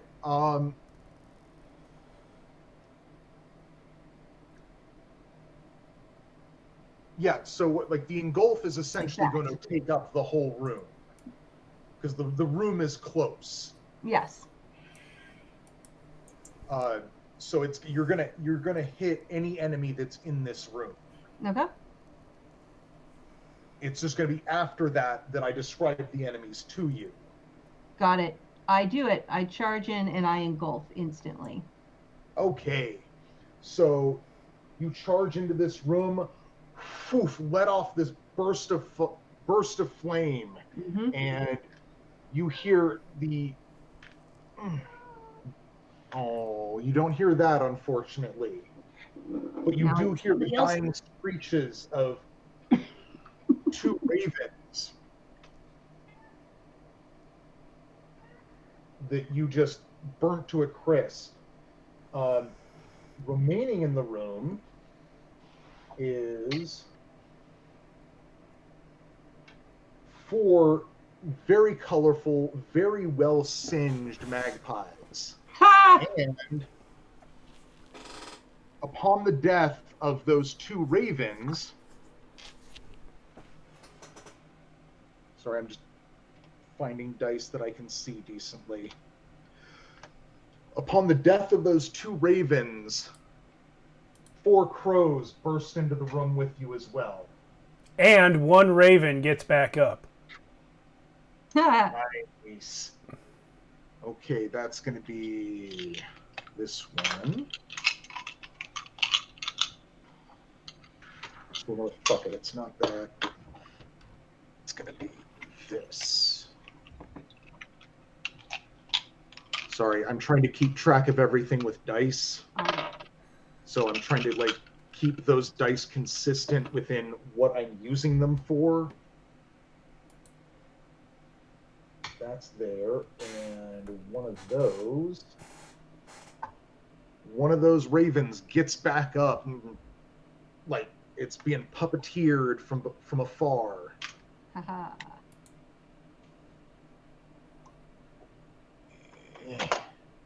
Nice, very well done.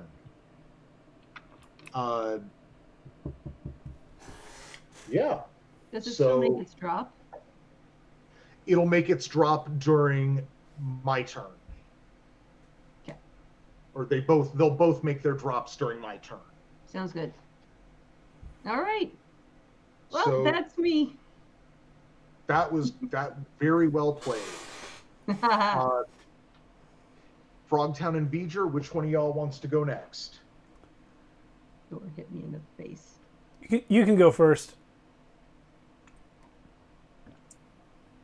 Okay. Well, I would like to mark any enemies that I can see. Okay, I will. All you can see right now is the rook standing right in front of you. Okay, so I'll mark that guy. And can I? Sorry. He looks really messed up. Okay. I just want to attack him. Finish him off. Describe how you would like to attack him.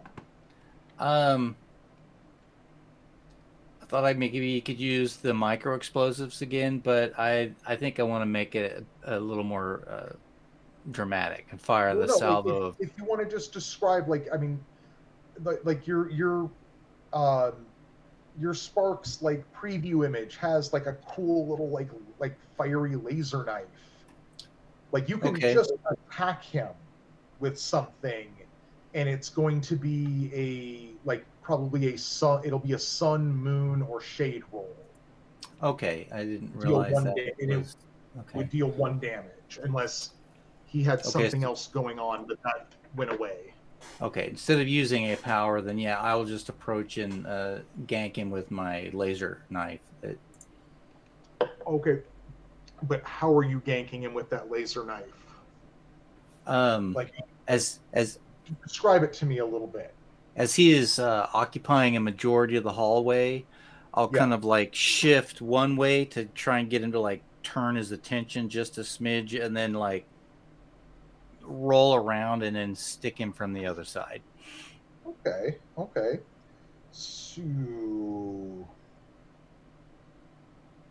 So would you say that you're being more quick or more methodical? More quick. Okay, cool. Roll me your moon. Okay.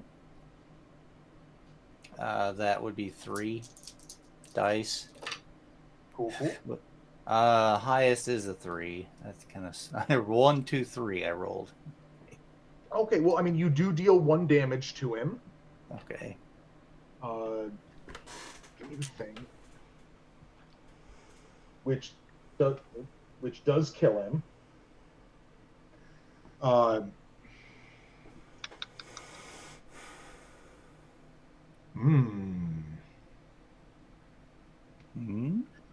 Okay, so as he goes down, he just like you kind of dart around, you dodge roll around him, just shank him, and it just cries this horrifying cry, just flailing its arms around the ceiling, tearing into the ceiling, and the ceiling just comes down on top of it, cutting you off from everyone else. Oh. At least until you can find a way around. Okay. Oh, shit. Not that. That. Okay.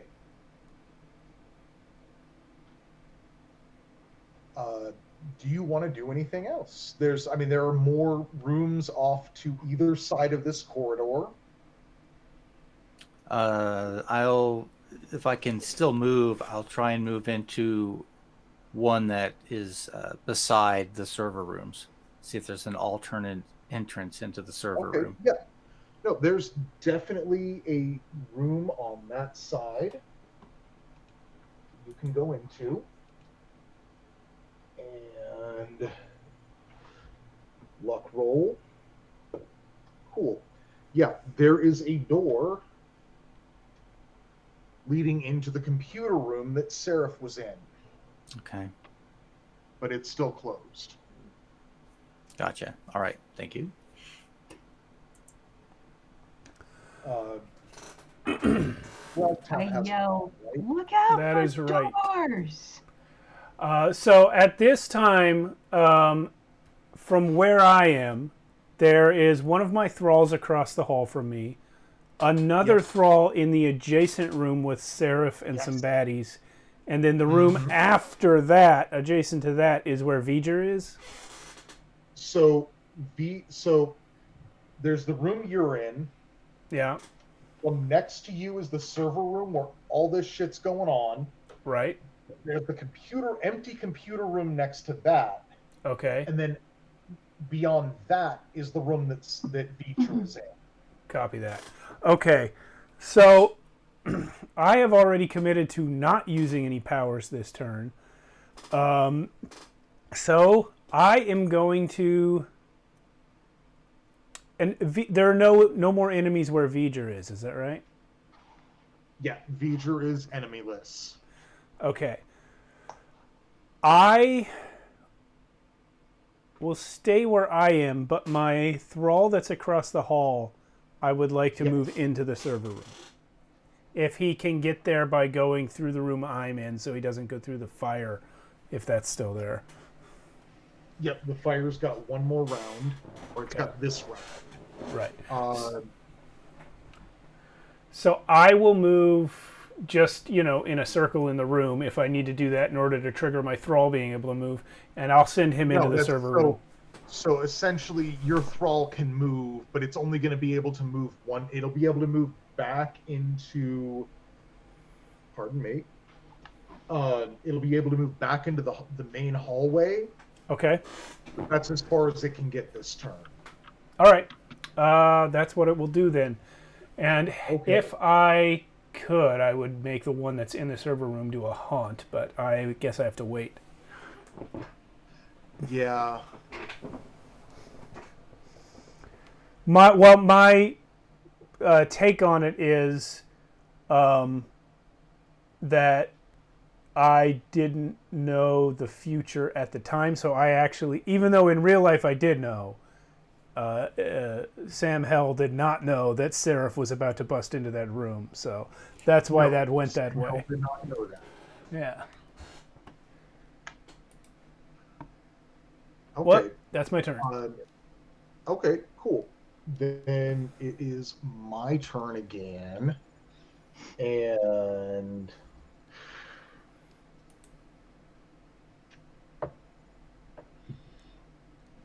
near.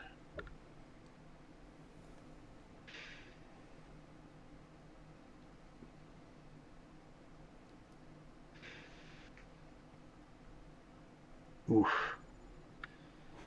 Okay, so yeah, two of these magpies that are in the room with Seraph flit out the way she came. Oh, okay. And say hi low. Okay, and one of those crows that got here that was summoned by the ravens dying, it attacks your thrall for 3 damage or for 3 harm. My thrall. No.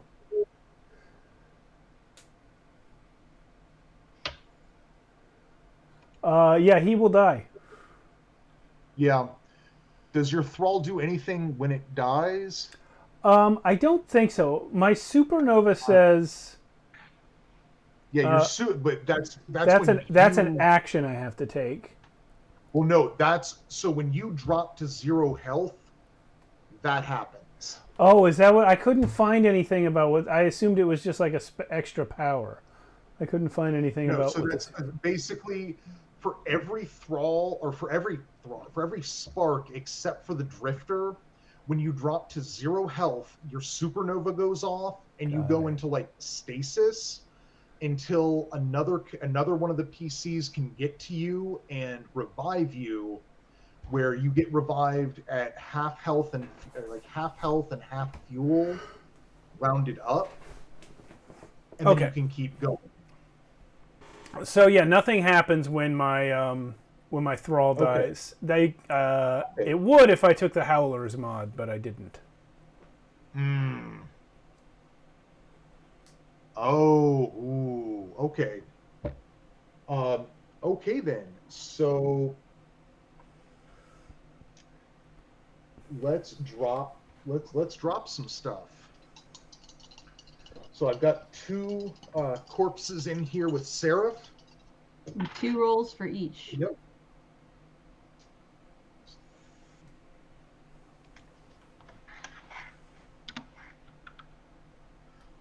Nice. So one of them drops 1 fuel and 1 health. And the other drops 1 fuel. So that's 2 fuel and 1 health if anyone needs it. I'm taking them. I am already maxed. Yep. I need it. V'ger, the rook that was with you dropped 1 fuel.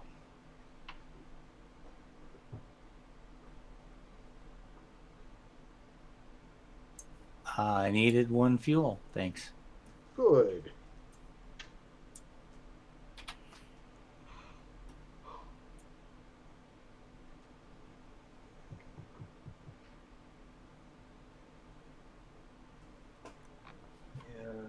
And I think that's the end of my.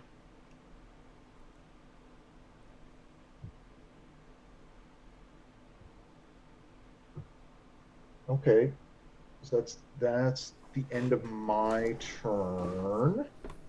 Yep. So the eruptive flame in the hallway has burnt itself out. Okay. And so just to try to illustrate where things are right now. Frogtown is in a room next to the server room with the door closed. His first thrall is in the hallway just next to him, next to where the flame eruption was. Seraph is in the server room with two brightly colored magpies and 4 crows.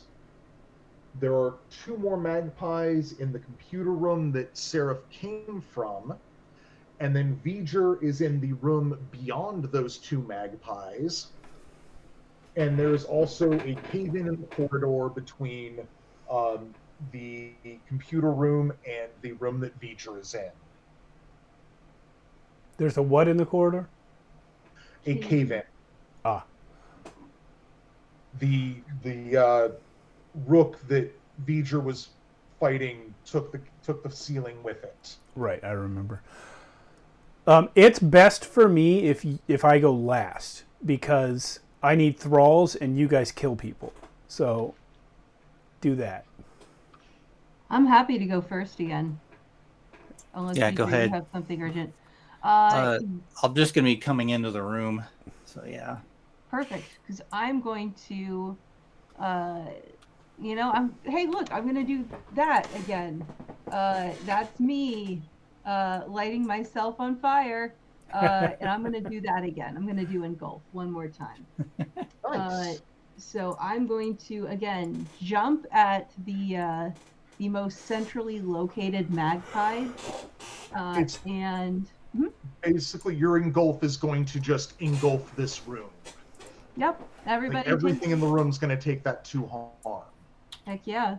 Any close enemies, and this is one that does specify enemies. So Yes. Close enemies take 2 harm. And I drop a few. Oh, yeah. So, I think someone's going to be really happy right now. Is it the guy who likes bodies? Yeah, because both of those magpies just smolder to the floor dead. And I'm assuming that Frogtown is going to puppet one of them. Yeah, only one of them smolders to the floor dead. The other smolders on his feet. Yes, it does. And also, those 4 crows look really hurt, but they're still up. And Seraph, your passive ability is disrupted for the rest of this round. Yeah. Are those 4 crows within close range of my new thrall? Yes, they are. Then if Mia doesn't mind, I will take my turn now, and my turn will be to cause that thrall to haunt. All thralls... Well, I mind terribly. Actually, I guess all my thralls will do this. So the guy in the hallway is doing it to nobody. But all thralls shriek into the air. Any enemies within close range to them recoil in fear and cannot act during the GM's turn. Ooh, nice. I have just removed 4 of your guys for a turn. Yes, you did. All right. V'ger. Oh, and then for my movement, I will go into the room, and the thrall in the hallway will, if he can get there, he'll go into the room as well. Because I think he can go through the hole in the wall, right? You know what? Are you going to take the closed door into the room? Yeah, that was my intention. How do you want to approach that door? Look out! I guess I'll just kick it in. I thought it worked real well for Seraph. Maybe I'll try it. Yeah. All right, make me a sun check. I actually have surprisingly high sun for my archetype. I have 5 on that. I've rolled a 5.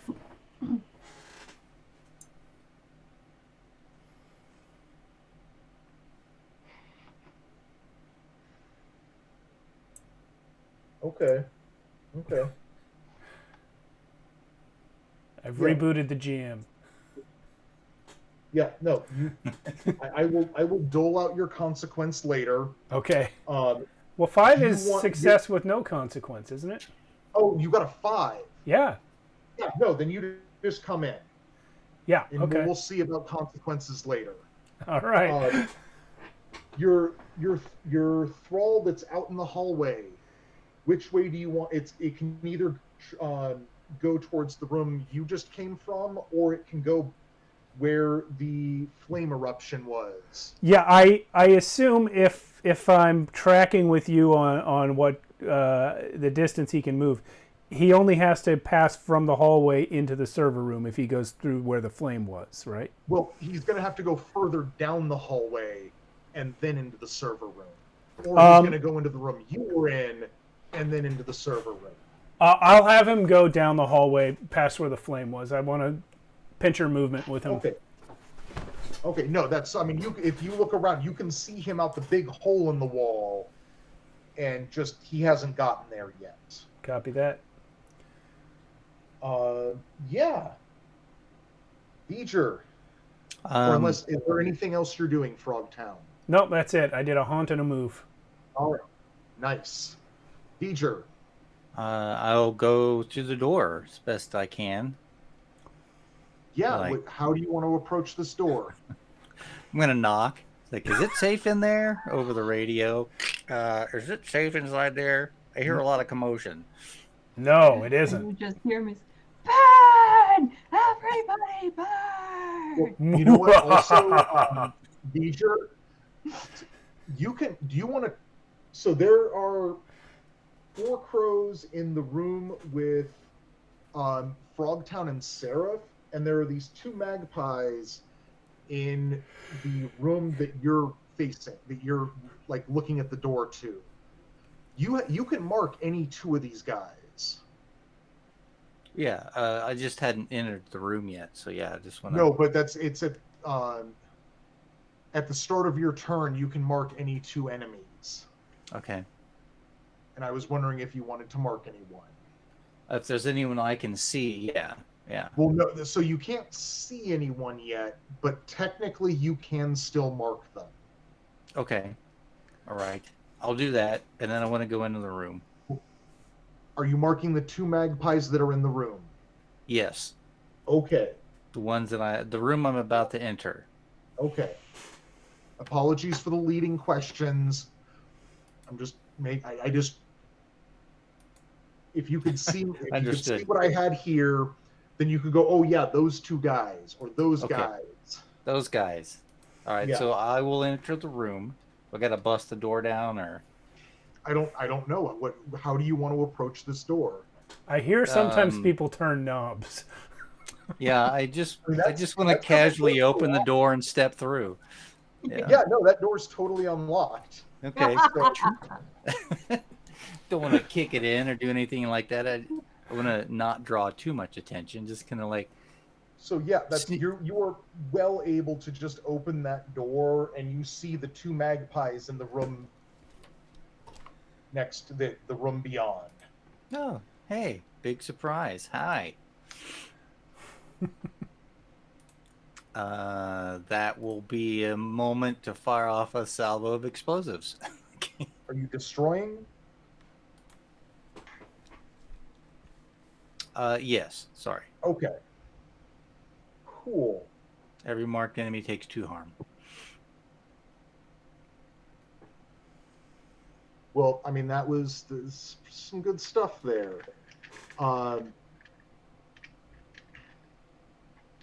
Seraph, have you already gone this turn? Yes, I engulfed Okay. again. Okay. Did I take out any of the magpies? I'm so sorry. Yes, you took out both I did. magpies in the room with you. Yeah.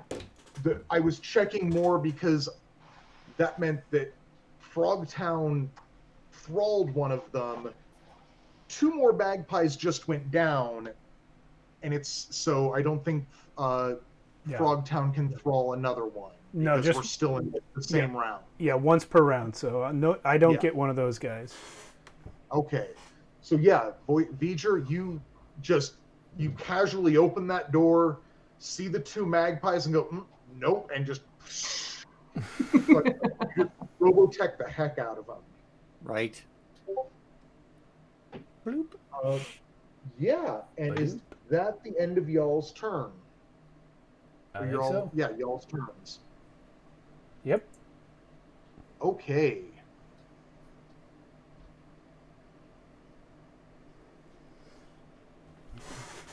Well. Ooh, sorry.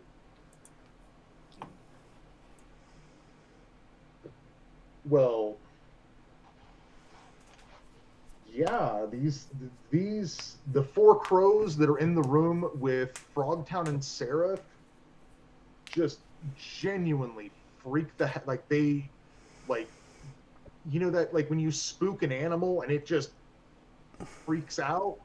Yeah, they're freaked out from your haunt, and they take off into the hallway. Because they're pretty scared of you. Does moving count as acting? Because they can't act. They cannot act during the GM's. No, they are just. Sorry, for some reason I read that as can't attack. Oh.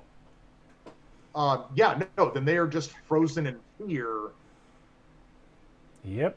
And just they're making really quiet squeak noises as they don't move anywhere, but they're trying to, like, squeeze themselves against the far walls of this room to get as much distance between them and your thrall. That's what I'd do. Yeah. All right. So give me a sec. So the two magpies that Deidre dropped nothing. The two magpies that Seraph dropped, one of them. Double rolls. Yeah, nope. I got it. I know. I'm almost remembering. One of them drops one fuel. And yeah, so total the two magpies that Seraph took down dropped 3 fuel.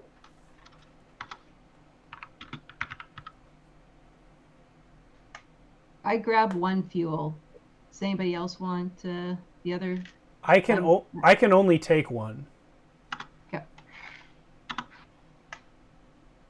Beeger, do you need a fuel? I'm okay. Okay. Well, then that is 2 fuel used and 1 unused. Just sitting there. Yep. So that'll that vanish last on one the next is turn. gone, man. Yep. Okay.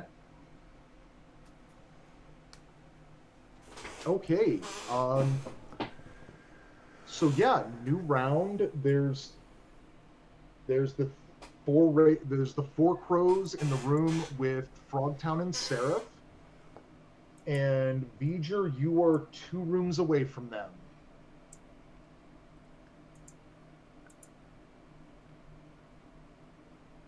I'm sorry, how many are still in the room with us? 4. 4 crows? And Yes. okay. I'm 2 rooms away. I will try and regroup with my compadres. So I will move in that direction.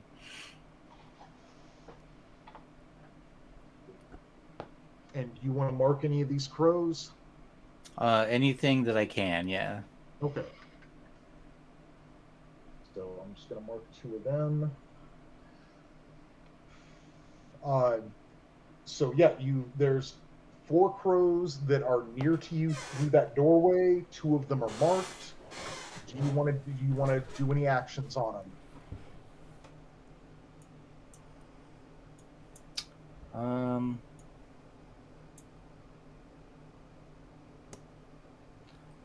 I think I'll just send out some of the micro explosives this turn. I'm going to choose one of the marked enemies.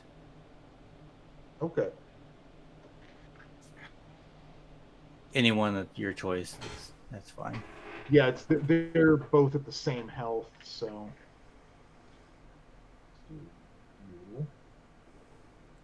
Yeah, those look the same. Let's do you. Okay. Sarah for Frogtown. If I bring in my guy from the hallway, does he have enough movement to get in and be in close range? To Yes. Okay. Okay, I would like clarification on pull strings.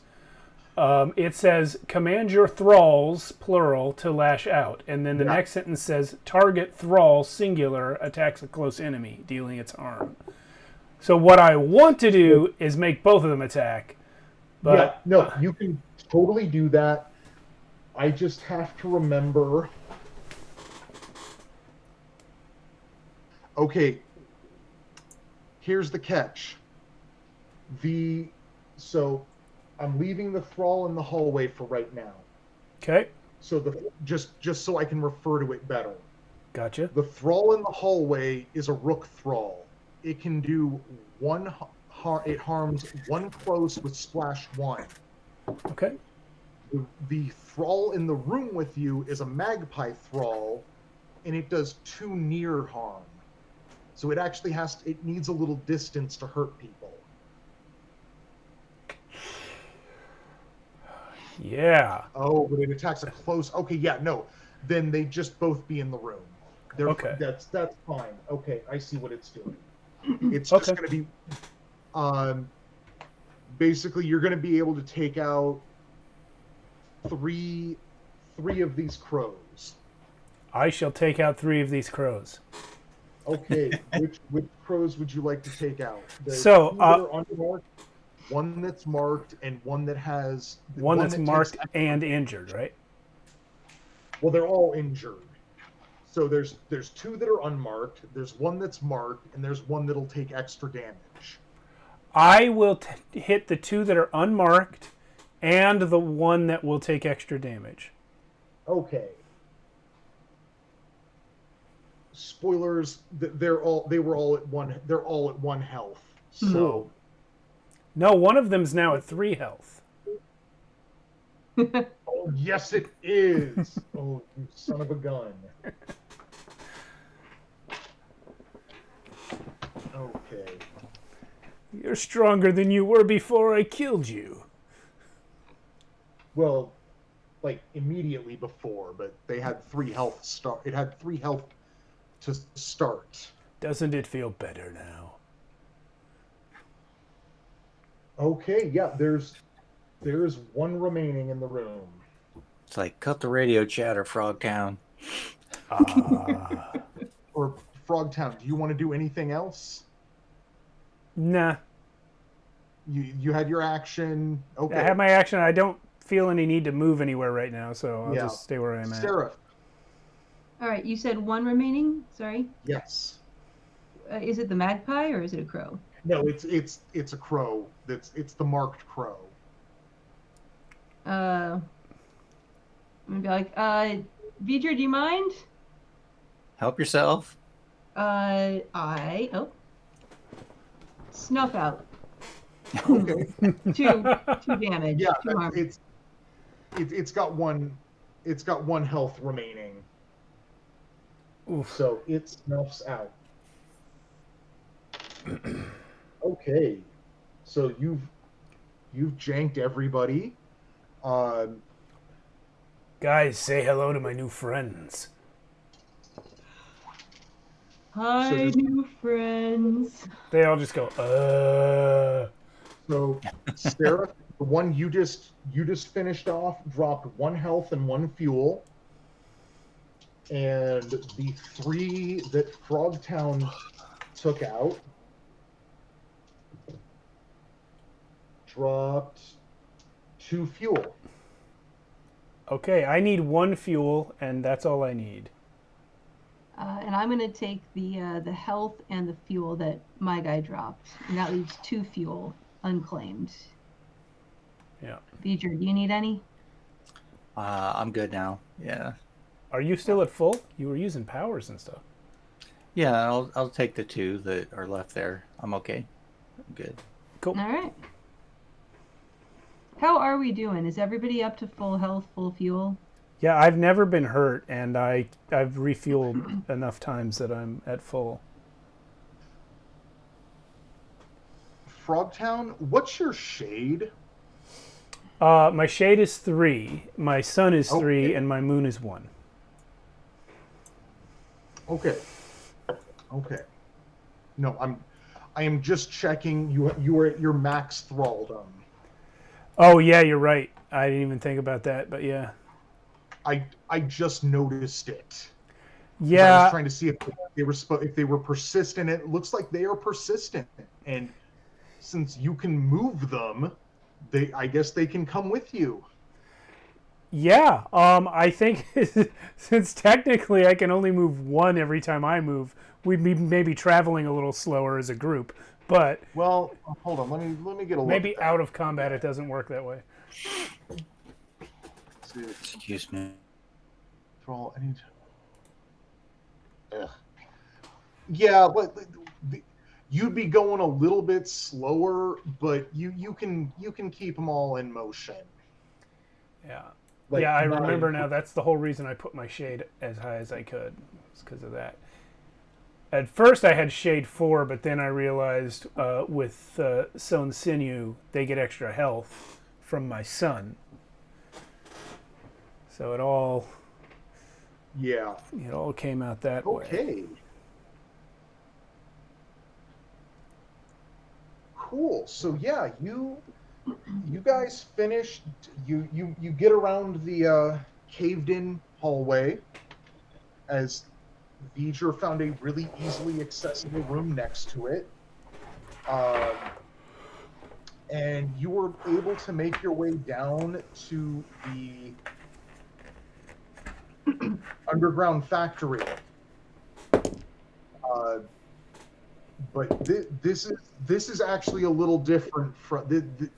There is a definite contrast between the factory and the Sunwell facility above it. Frogtown, you're probably feeling pretty good because this place is dark. There is some really faint emergency lighting on the floors, like probably about as bright as at a movie theater. They got the lighting on the floor. It's like that in the it's not floorboards, but where the floorboards would be. Yeah, I got you. Yeah. And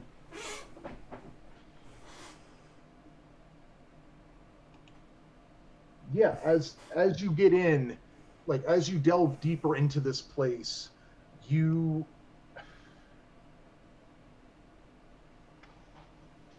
yeah, I mean it's basically what V'ger said it was. It's a factory for building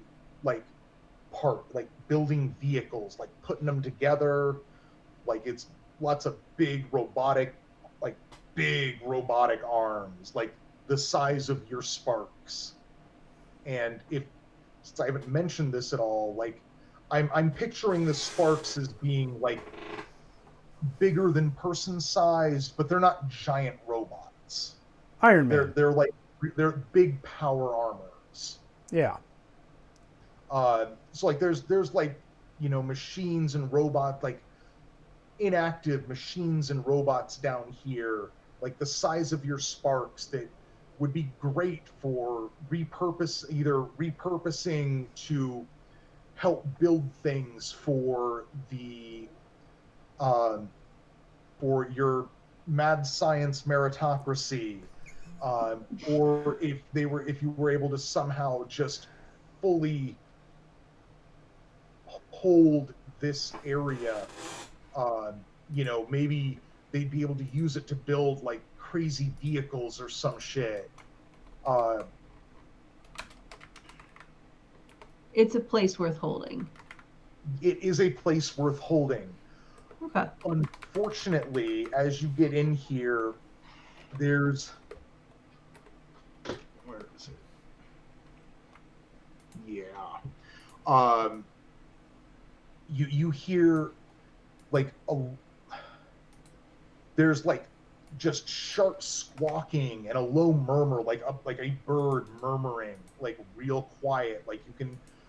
When you're not listening for it, you can hear it. But when you try and focus on it, it just seems to fade into the background. And as you get into the central um, Factory floor? place where things get built. Assembly line? Yeah, assembly area. Because it's more cylindrical, going just straight up, and that's nice. We'll have to maybe name that place someday. I've had that there waiting to be filled in when we named the city, and we never did. So I just put. No, it's beautiful. It's beautiful.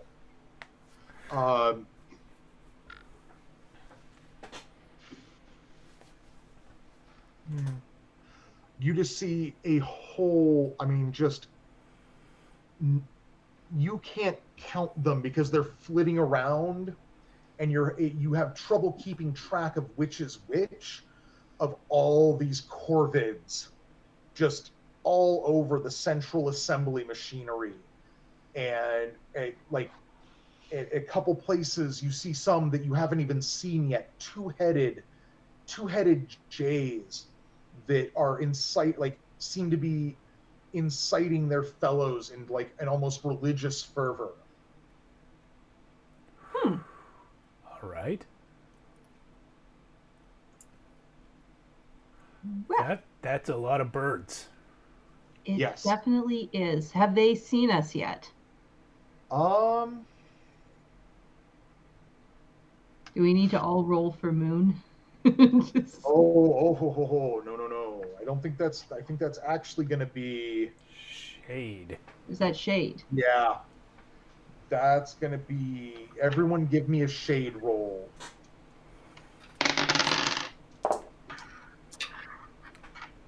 Six. 4. All right. Well,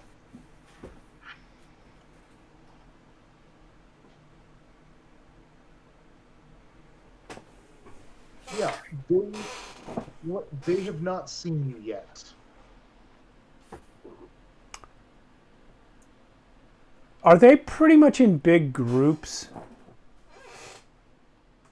They are a big group. Would you say that if 3 individuals were to walk out there, that those 3 individuals spread out could be within close range of most or all of the group? No.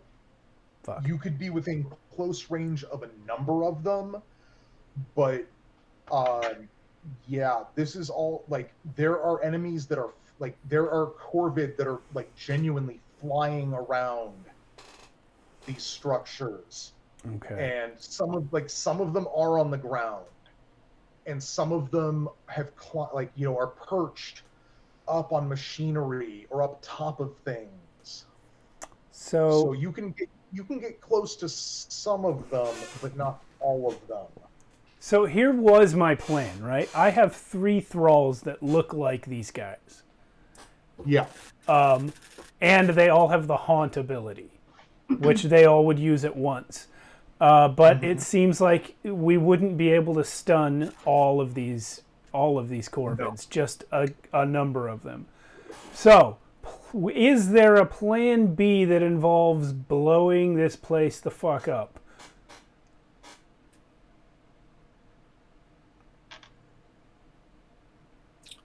Yeah, I mean, obviously you can blow this place the fuck up. I was putting that more to my comrades. There's too many to deal with, really, it sounds like.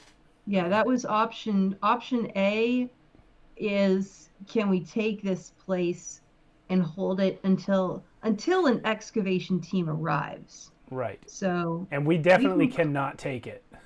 We can call for backup.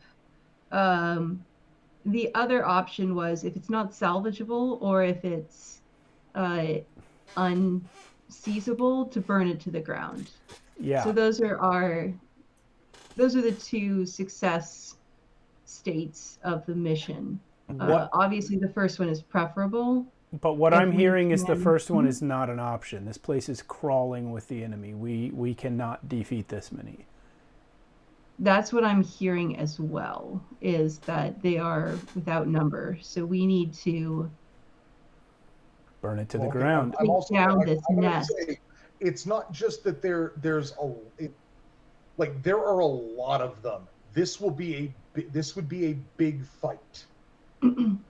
But part of the problem, like part of the issue you're having like your characters are having right now, Mhm. is a lot of these guys, like the crows look really similar to the other crows, and they're moving around. So like as you try and go, okay, how many are in here? You count some of them, and then you look over here, and these move over here. And then you look back and you go, wait, were those these, or were they there the whole time? But ballpark, we're looking at dozens of these guys, right? Yes, there is probably a 1 to 2 dozen of these, probably a couple dozen in here. Yeah, I think that's more than the three of us can take, even with my 3 thralls. Yeah. I think we should sort of retreat back, and assuming we're in cover and Yeah, we they can't hear us. successfully hid. We can maybe go Yeah, back out. You are hidden right now. So They have not noticed you yet. So, and yes, you can, if you give me a decent, like, just if you want to burn the place down, give me a plan, and we will figure out how to enact it. well, I was going to say, we are beneath the Sunwell. Is there any way we can use that energy to wipe out this place? I'm going to say that there is still some residual energy in the Sunwell, obviously. How do you want to, just generally, how do you want to use it to destroy this place? I was kind of putting that question to my friends here. Oh, okay. I am sorry. No Oh, worries. no, it's fine. What we need to do is direct that energy downwards. Like the Sunwell was built on top of this place. It's not. We need to get that explosion to go through the floor, and take down. Radiant damage is a thing. We need to drop the. Let's say the Sunwell has engines that extract this energy. We need to basically put a hole in the floor underneath one of these engines and drop it into this factory and set it off, is my proposal. That works for me. So do we need, I think we'd need to go up a level to do that. Yeah. And Well, then we could maybe like use some of my explosives, like take them off instead of firing them off as a salvo. Take them off and use them as explosive charges, maybe. Yeah.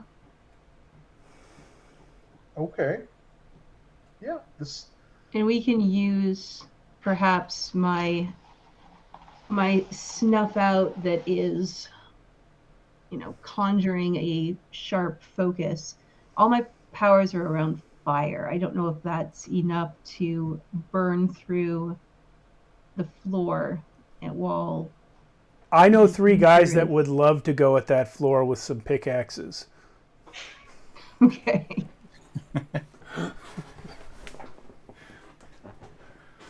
Well, oh no, because you don't have that. No.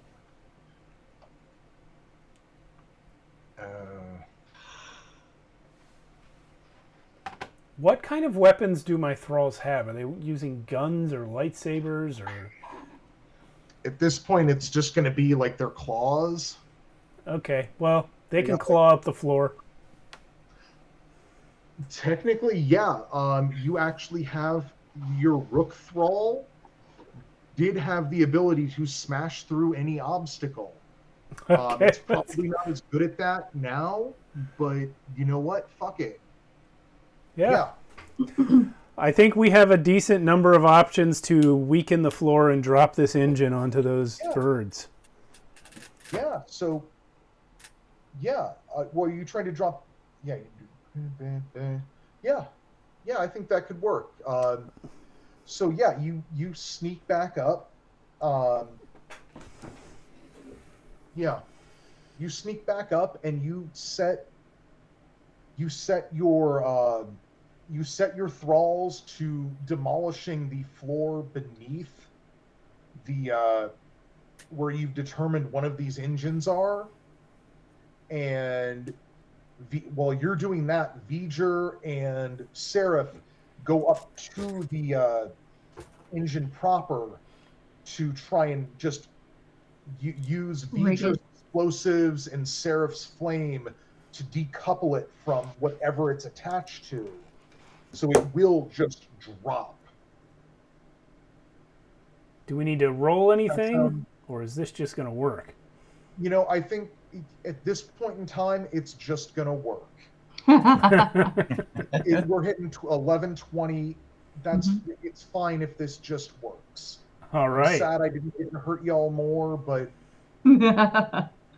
just I was hoping to get one of you to supernova, and I just gotta push more. I thought about it. I thought about it downstairs, just sending my thralls out into the mob, and then just running in after them and waiting to die, and then they'd supernova and kill everyone. But it decided that there were too many, and I wouldn't get enough of them. Yeah. Yeah. I think. Okay, go ahead. Oh, okay. Thank you. I was going to say if there was some sort of boss bird, but we weren't able to determine that. So no, there were the jays that I was going to use kind of as boss birds, but another combat was going to take a minute, and yeah, it is more than okay. Just you guys are able to drop this engine, and it just comes crashing down into this facility. It completely wrecks the factory. A lot of Corvid die. Some of them do escape, but the factory itself is wrecked. Like, maybe if someone wanted some like salvage metal, but there's nothing good and functional in there now. Well, at least I got something out of the deal.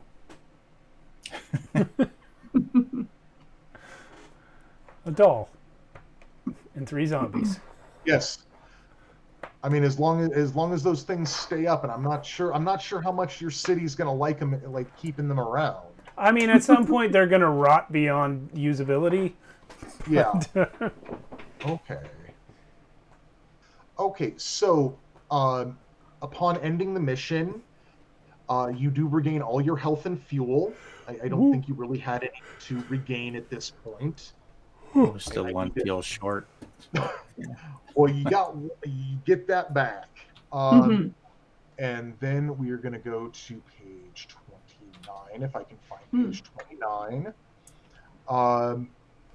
After a minute. Okay, yeah. So after the mission, you unlock a new flare mod on your Spark and add that to your character sheet for future reference. I'm taking howlers. Nice. How did you all feel about how that mission went? I thought we did a good job. It would have been nice if there wasn't an army of Corvids in the factory, but them's the breaks. I really like this. I think that the fact that I took 2 powers that refresh health and fuel might have thrown off the balance of the game in terms of. Okay. So like this game is meant for you to be really powerful. Okay. Like, I mean, that's straight up into unless we as a group decide it, I technically can't kill you. Like, yes. The most I could do would be disabling all 3 of you somehow so that none of you could get back up. None of you could, like, help another one to get them back up and running.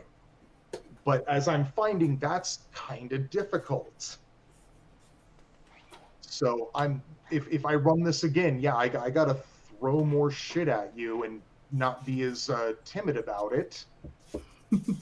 Yeah, But and maybe I- we'll use a VTT next time because Yeah. the spacing was getting a little confusing. Yeah, I wanted to do something for that. I was telling Mia I would have I was looking at Roll20 just as like I can do something.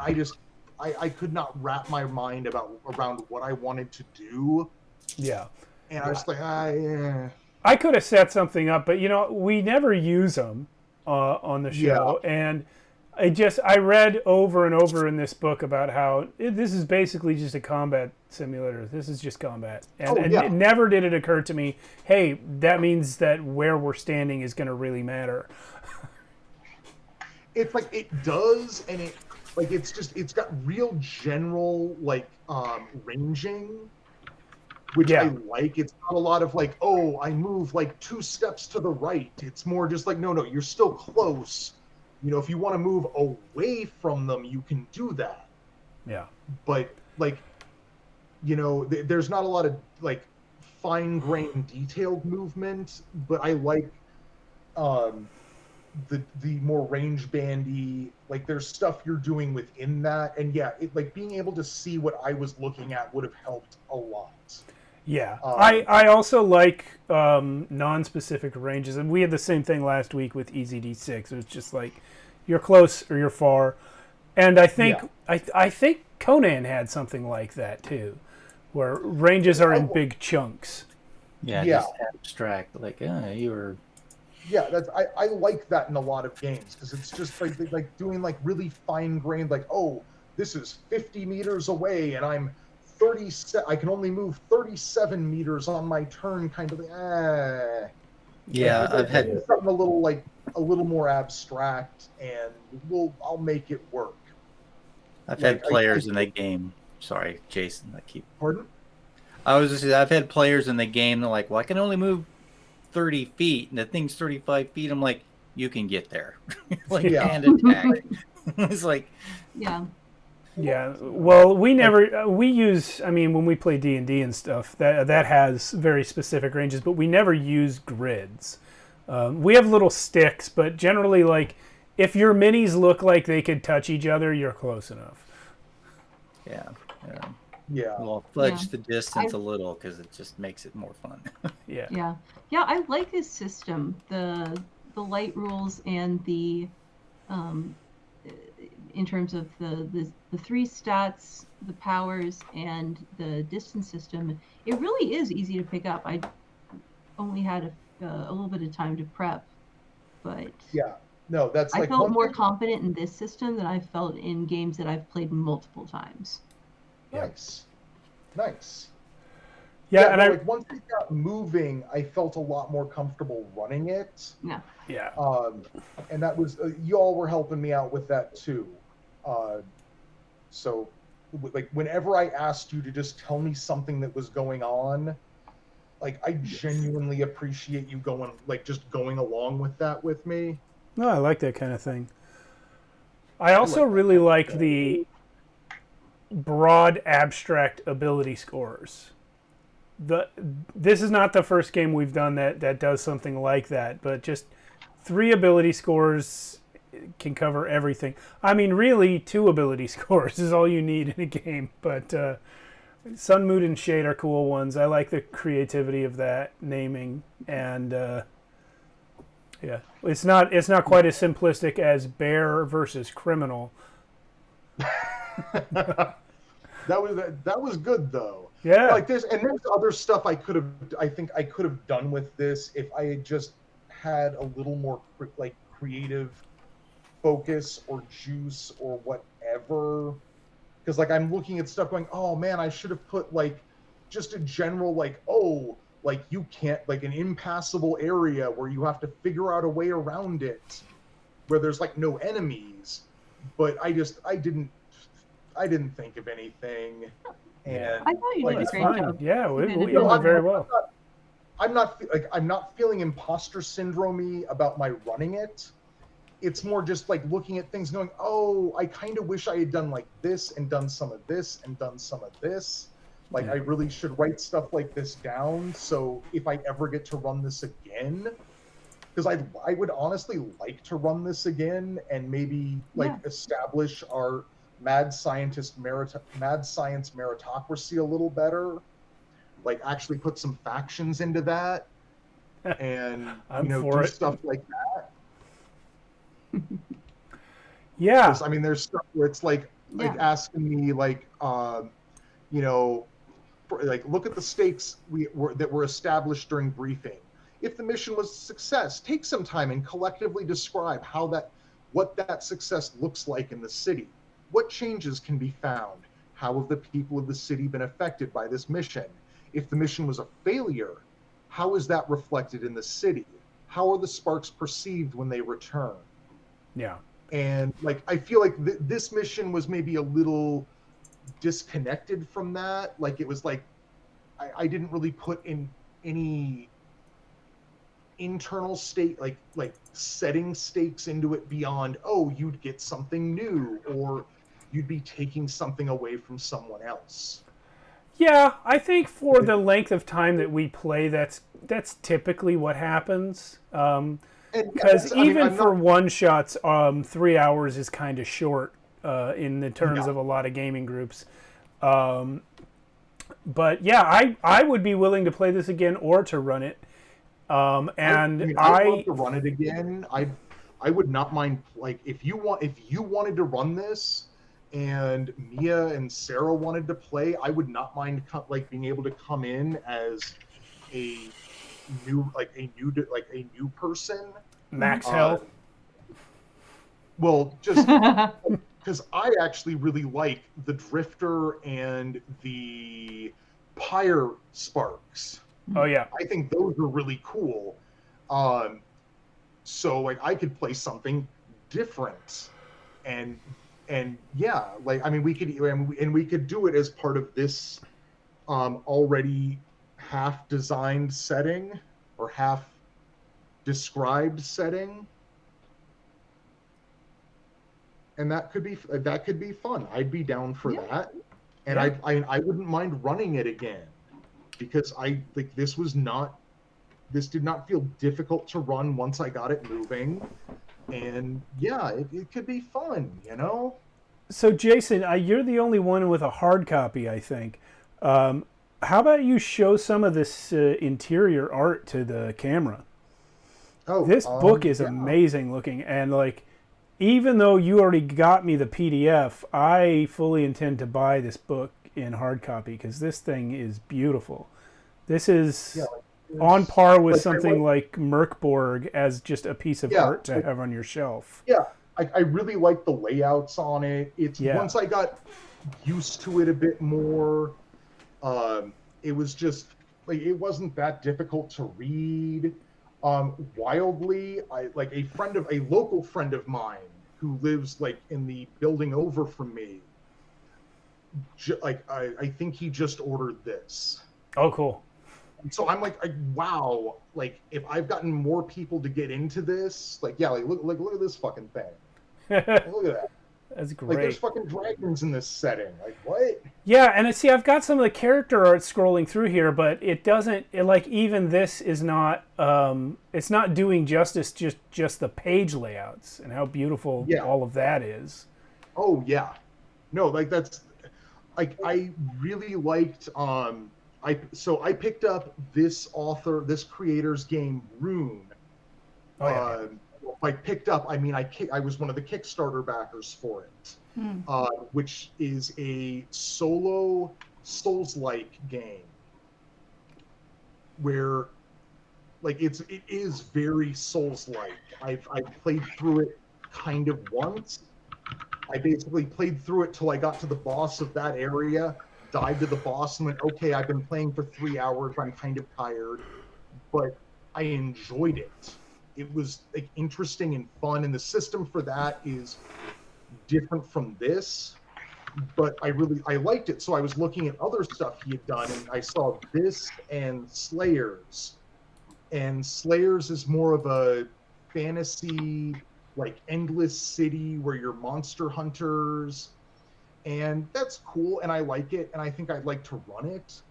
But Nova was just a little more weird sci-fi, and I feel like I don't get enough weird sci-fi in my diet, so I kind of wanted to do this one.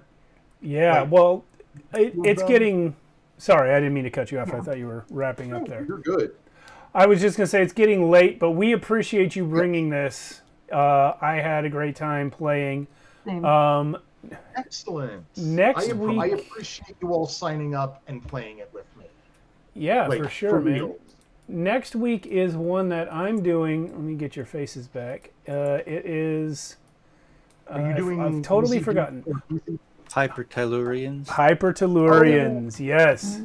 And that is probably the third book that I would put on par with this one in Merkborg for just being a beautiful fucking book on the interior. Yeah. So that's next week. So far, Jason and Mia are the only ones signed up for that. Maybe we will get more. But we will see you all next week. And Sarah and Mia and I will be back on Friday with Alan, Matt, and Dean for the first session of Matt's Cyberpunk Red game. I think you're in that still, Mia? Yes. Mm-hmm. Okay, great. And we'll see you all then. That will be in person around the table, except for Mia, who's nowhere near us, and we'll be calling in. But you guys watching it it doesn't make a difference. So we'll see you all then. Good night. Good night. Bye. Good night.